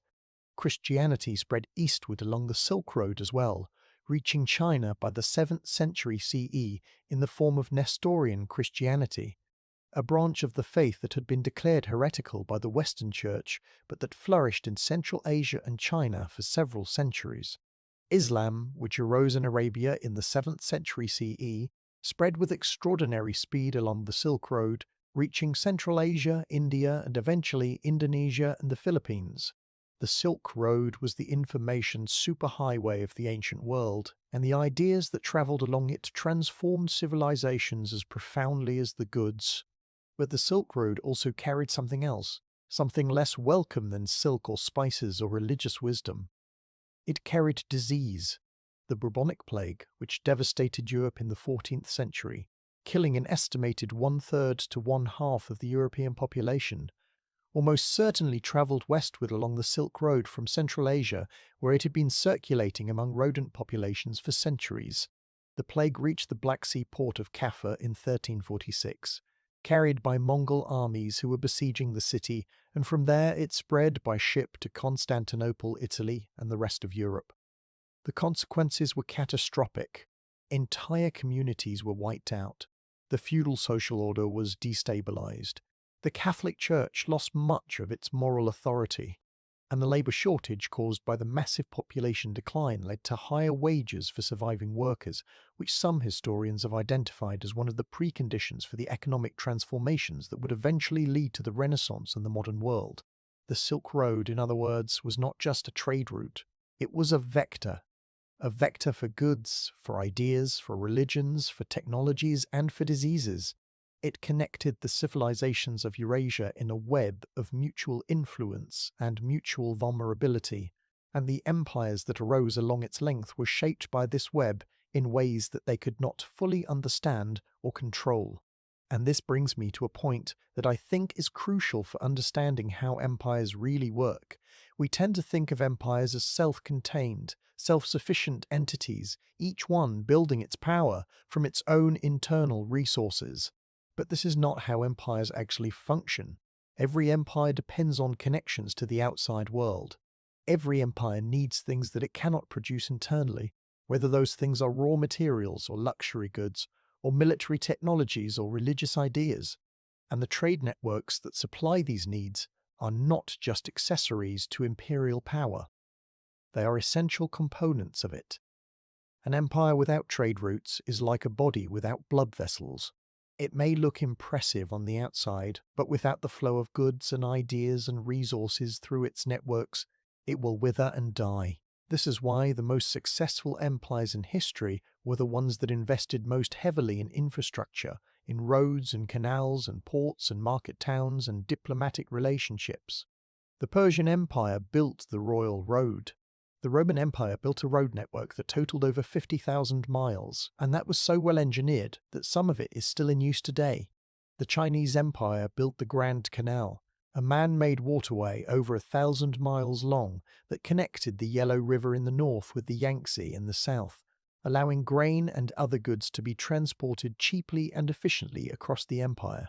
The Mongol Empire, which at its peak in the 13th century was the largest contiguous land empire in history, maintained a postal relay system called the Yam that allowed messages to be transmitted from one end of the empire to the other in a matter of weeks, a feat of communication that would not be matched until the invention of the telegraph in the 19th century. These infrastructure investments were not vanity projects. They were strategic necessities. They kept the trade flowing. They kept the revenues coming in. They kept the empire connected and coherent. And when the infrastructure failed, when the roads crumbled and the canals silted up and the trade routes were disrupted by war or banditry or shifting political alliances, the empire began to die. Now I want to shift our attention to something that might seem like a detour, but that is actually central to the story of how empires begin. I want to talk about cooperation, because empires are not just built by powerful individuals imposing their will on passive populations. Empires are built by millions of people working together, coordinating their efforts, pooling their resources, and subordinating their individual interests to collective goals. And this cooperation, this ability to organize large numbers of people for common purposes, is not automatic, it is not natural. It requires something that is often overlooked in discussions of empire building, but that is absolutely essential. It requires trust. Trust is the invisible infrastructure of civilization. Without trust, trade is impossible, because trade requires confidence that the other party will deliver what they have promised. Without trust, taxation is impossible, because taxation requires confidence that the collected revenue will be used for the common good rather than stolen by corrupt officials. Without trust, Public works are impossible because building an irrigation canal or a road or a wall requires confidence that everyone will contribute their fair share of labor and that no one will free ride on the efforts of others. Trust is the glue that holds complex societies together, and the collapse of trust is one of the most common causes of imperial decline. But trust does not arise spontaneously, it must be cultivated. And the primary mechanism for cultivating trust in pre-modern societies was culture. Shared language, shared religion, shared customs and values, shared stories about who we are and where we came from and what we stand for. These cultural commonalities create a sense of belonging, a sense of identity that makes people more willing to cooperate with each other and more willing to sacrifice for the common good. This is why every successful empire in history has been at its core a cultural project. The Roman Empire was not just a military and political entity, it was a cultural system, a way of life characterized by Latin language, Roman law, Roman architecture, Roman entertainment, and Roman values. To be Roman was not just to live within certain borders. It was to participate in a civilization, to share a set of beliefs and practices that transcended ethnic and linguistic differences and created a common identity that bound the empire's diverse populations together. The Chinese Empire was the same. To be Chinese was not just to live in China. It was to be part of a civilizational tradition that stretched back thousands of years, a tradition embodied in the Confucian classics, in the practice of ancestor veneration, in the belief in the mandate of heaven, in the rituals and customs that define daily life. This cultural tradition was so powerful and so cohesive that it survived the fall of multiple dynasties, the invasion of foreign conquerors, and centuries of political upheaval. Empires came and went, but Chinese civilization endured because the culture was stronger than any individual political arrangement. And this cultural dimension of empire building goes all the way back to the earliest farming communities, to the shared rituals of Cataloyuk and the communal ceremonies of Göbekli Tepe. The desire to create shared meaning, to tell stories and perform rituals and build monuments that express a collective identity, is not a luxury that civilizations develop after they have taken care of the practical business of farming and trading and governing. It is a fundamental human need, as basic as the need for food and shelter, and it is one of the driving forces behind the development of civilization itself. Now I want to take you to a place that most people have never heard of, a place that challenges many of our assumptions about how civilizations develop, and a place that shows us that the recipe for empire is more flexible and more surprising than we might think. I want to take you to the coast of Peru, to one of the oldest civilizations in the Americas, a civilization that built monumental architecture and complex social structures without any of the things that we've been told are prerequisites for civilization. No grain-based agriculture, no pottery, no writing, no metal tools. And yet they built one of the most impressive collections of monumental architecture in the ancient world. The civilization is called Norte Chico, or sometimes Caral Supe, after two of its principal sites. It flourished along a 50-mile stretch of the Pacific coast of Peru and in the adjacent river valleys between approximately 3000 BCE and 1800 BCE. That makes it roughly contemporary with the Old Kingdom of Egypt and with the great cities of Mesopotamia. And the fact that most people have never heard of it is one of the great injustices of popular history, because Norte Chico deserves to be mentioned in the same breath as Egypt and Mesopotamia and China.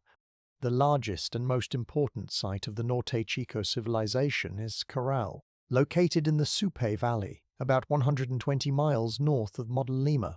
Caral covers about 150 acres and contains 6 large platform mounds, the largest of which rises about 100 feet above the surrounding terrain. Numerous smaller structures, residential areas, and a large circular sunken plaza about 150 feet in diameter. The mounds were constructed from stone-filled mesh bags called shikra, stacked in layers and covered with plaster. The construction required enormous amounts of labor, sustained over decades, organized and directed by some form of centralized authority. And here is what makes Norte Chico truly remarkable. The economic foundation of this civilization was not grain, it was fish. The Pacific coast of Peru is one of the richest marine environments on Earth, thanks to the Humboldt Current, a cold, nutrient-rich ocean current that wells up from the deep and supports enormous populations of anchovies, sardines, shellfish, and other marine life. The people of Norte Chico harvested this marine bounty with nets made from cultivated cotton, pulling in catches so large that the surplus fish could be dried, stored, and traded inland to communities in the river valleys. And this is the key. The people of Norte Chico were farmers, but they were not primarily grain farmers. They grew cotton, squash, beans, and some fruit, but their staple food was fish, not a cultivated crop.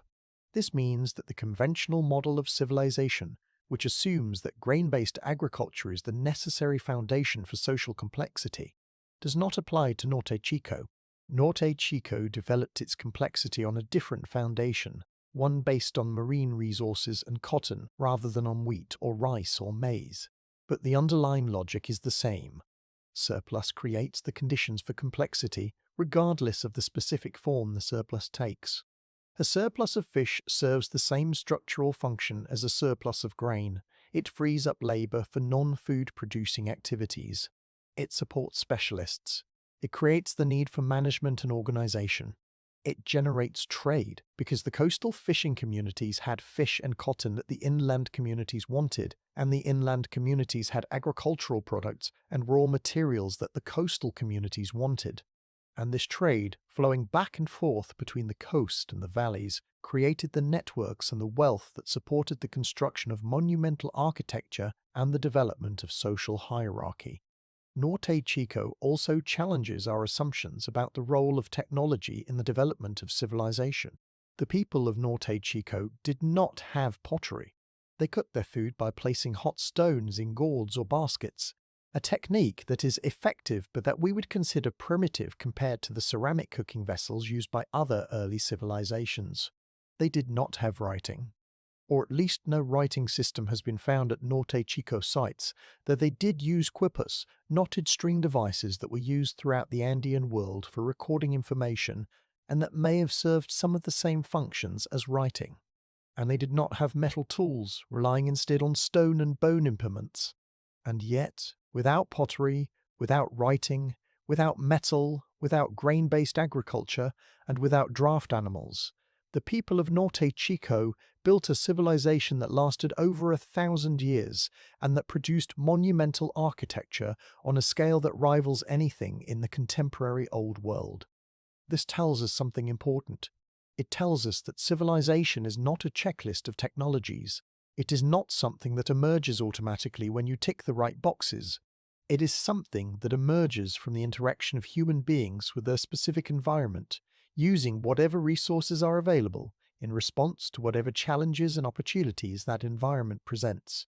The people of Norte Chico did not have wheat or cattle or bronze or cuneiform, but they had the sea, and they had cotton, and they had the ingenuity and the organizational ability to turn those resources into a complex, stratified, architecturally impressive civilization. And that is, in its own way, more impressive than anything that was built in the Fertile Crescent. Because the people of Norte Chico had less to work with, and they still achieved greatness. Now, as we approach the end of our journey tonight, I want to do something that I think is important. I want to weave together all the threads we've been following, all the themes and patterns and insights that have emerged from our exploration of the origins of empires, and show you how they fit together into a single coherent picture. We started with farming, the decision to plant, to stay, to cultivate rather than forage. We saw how this decision, made independently in several different parts of the world by people who had no contact with each other, set in motion a chain of consequences that was remarkably consistent, regardless of the specific crops or the specific geography involved. Farming produces surplus. Surplus supports specialization. Specialization creates the need for trade. Trade creates networks. Networks create wealth. Wealth concentrates in certain locations and in certain hands. Concentration of wealth creates hierarchy. Hierarchy creates leadership. And leadership, given enough time and enough pressure, creates empire. We saw how this chain of consequences was amplified by feedback loops, self-reinforcing cycles in which more farming produced more surplus, which supported more people, which produced more farming, which produced more farming, which produced more surplus, in an ever-expanding spiral. We saw how irrigation added a new dimension to this spiral, creating the need for large-scale water management that concentrated power in the hands of whoever controlled the canals. We saw how writing was invented not to record poetry or prayers, but to keep track of grain shipments and tax obligations because the systems of production and trade had become too complex for human memory to manage alone. We saw how different civilizations developed different variants of this basic pattern, shaped by their specific geographies and their specific biological resources. Mesopotamia, with its twin rivers and its alluvial plain. Egypt, with its Nile and its narrow valley. China, with its Yellow River and its Yangtze. Mesoamerica, with its maize and its three sisters. Peru, with its ocean and its cotton. Each one unique in its details, but each one following the same fundamental logic. Surplus creates complexity. Complexity creates hierarchy. Hierarchy creates empire. We saw how animals played a role that went far beyond providing food and labor. Domesticated animals changed the way people thought about power, making domination and control seem natural and normal. They provided the disease environments that shaped the immune systems of Eurasian populations and that would, thousands of years later, devastate the populations of the Americas. And they provided the transportation and military technologies, horses, chariots, cavalry, that allowed empires to project power across vast distances. We saw how trade, the human instinct to connect and exchange, created the networks that linked civilizations together, and that became, over time, as important to the survival of empires as the armies that defended them. The Silk Road, that unplanned, undesigned, accidental highway, is perhaps the best example of how human connectivity can create something vastly larger and more powerful than any individual or any single civilization could create on its own. We saw how cooperation, the ability to organize large numbers of people for common purposes, was the essential skill that made all of these developments possible. And we saw how trust, the invisible infrastructure that makes cooperation possible, was cultivated through shared culture, shared language, shared religion, and shared stories. And finally, we saw how the story itself, the narrative that every empire tells about why it exists and why its rulers have the right to rule, is as important to the survival of the empire as its armies and its granaries and its trade networks. Sargon claimed divine favor. The pharaohs claimed to be gods. The Chinese emperors claimed the mandate of heaven. Every empire tells a story, and the story is not just decoration, it is structure. It is foundation. Without the story, the empire is just a collection of conquered territories held together by force. With the story, the empire is a community, a civilization, a shared project that gives meaning and purpose to the lives of millions. And all of these threads, farming and surplus and trade and irrigation and writing and leadership and animals and disease and cooperation and culture and story, they do not operate independently. They interact, they reinforce each other. They create a web of causation so complex and so interconnected that it is impossible to point to any single factor and say, this is the cause. Because there is no single cause, there is only the web, and the web is the empire. Let me give you one final image to carry with you into sleep tonight. Imagine a field, a simple field, ploughed and planted, the dark soil turned in neat furrows, the green shoots just beginning to emerge from the earth. The sun is warm. The air smells of earth and growing things. A woman is walking along the edge of the field, checking the irrigation channel that brings water from the nearby river. She adjusts a stone to redirect the flow. She bends down and pulls a weed from between the rows of wheat. She stands up and looks out across the landscape. What does she see? She sees the river flowing slowly through the flat plain. She sees other fields stretching away in every direction, some green with growing crops, some brown and fallow, resting for the next planting season. She sees the village in the distance, a cluster of mud brick houses around a central granary. She sees smoke rising from the cooking fires. She hears the sound of children playing and the distant lowing of cattle. She does not see an empire. She sees her life, her field, her water, her grain, her village, her family. She does not know that the wheat she is growing will feed a surplus that will fill a granary that will require a manager that will become a leader that will become a king. She does not know that the irrigation channel she is tending will become a system of canals that will require an army of labourers to maintain and an administrator to oversee and a tax collector to finance. She does not know that the village she lives in will become a town and then a city and then the capital of an empire that stretches from one horizon to the other. She does not know any of this. She knows only that the sun is warm and the soil is rich and the water is flowing and the wheat is growing. And that is enough for today. That has always been enough for today. That has always been enough for today. But tomorrow the surplus will be a little larger. And the trade network will extend a little farther. And the leader will claim a little more authority. And the story will become a little more elaborate. And the web will grow a little more complex. And the empire, still invisible, still unformed, still nothing more than a possibility hidden in the logic of seeds and soil and water and human nature, will take one more step toward existence. This is how empires begin. Not with a bang. Not with a dramatic speech or a decisive battle or a moment of brilliant inspiration. With a step. A small, ordinary, unremarkable step, repeated 1,000,000 times by 1,000,000 people, over 1,000 years, until one day someone looks up from their field and realizes that the world has changed, that the village is now a city, that the elder is now a king, that the granary is now a treasury, that the irrigation channel is now an aqueduct, that the local market is now a stop on a trade route that extends to the ends of the earth, that the simple story about why we should follow our leader has become a grand mythology about the divine origins of our civilization. And by then it is too late to go back. The web is too complex. The dependencies are too deep. The system is too large. The empire has arrived, and it is here to stay, at least until the next drought, or the next invasion, or the next plague, or the next internal convulsion shakes it apart and sends its people scattering across the landscape, carrying fragments of its culture and its memory, planting new seeds and new soil, beginning the cycle again. And this is where I leave you tonight, at the beginning.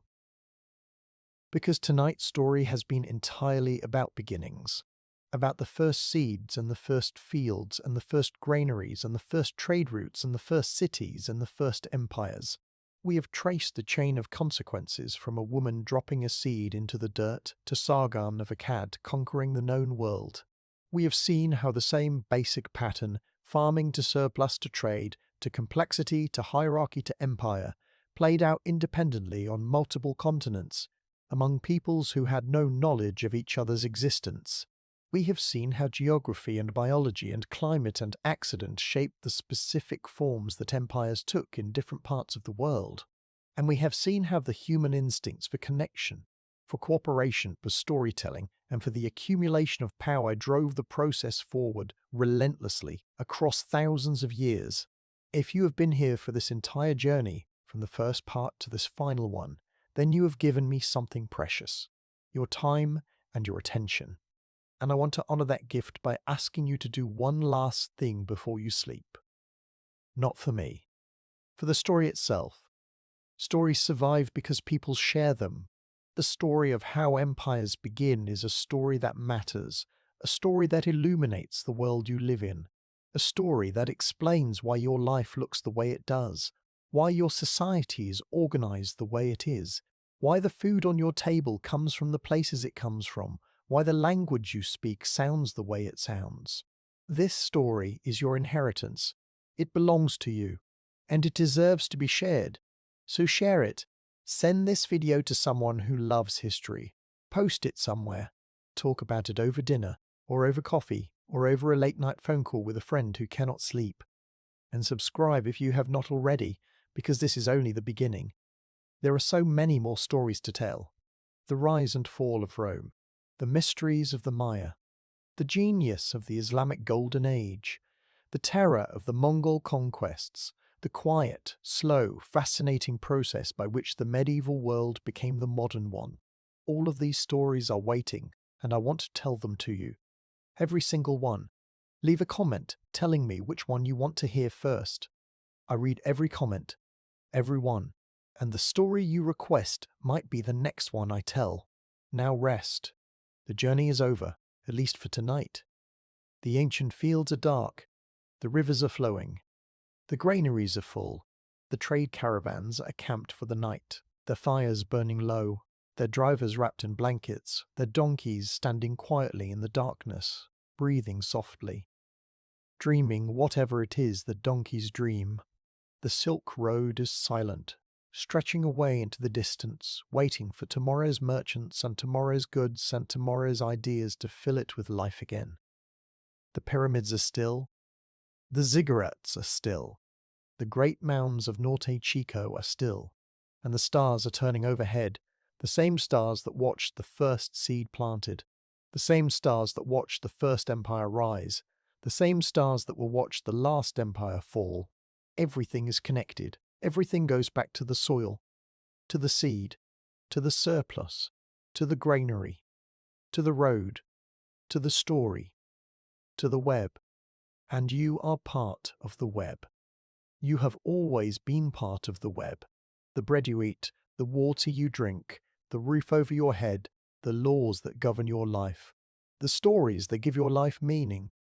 All of it traces back to decisions made by people who lived thousands of years ago, in places that are now dust, in civilizations that are now memory. You are their heir. You carry their legacy in your bones and in your blood and in the shape of the world that they built and that you inherited. And now, finally, let yourself sleep. Let the ancient world fade into the warm darkness behind your eyes. Let the woman in the field put down her tools and walk home to her family. Let the merchant close his stall and count his coins. Let the king set down his crown and close his eyes. Let the scribe put away his stylus and stretch his aching hands. Let them all rest. They have earned it. They built the world. And so have you. Good night. Dream of seeds and rivers and roads and stars. Dream of the long, slow, quiet, extraordinary process by which human beings turn dirt into empires and empires into civilizations, and civilizations and civilizations into the world. The earth remembers everything, and now so do you. Sleep well. The story will be here when you wake up. It has been here for 12,000 years. It will be here for 12,000 more. Good night.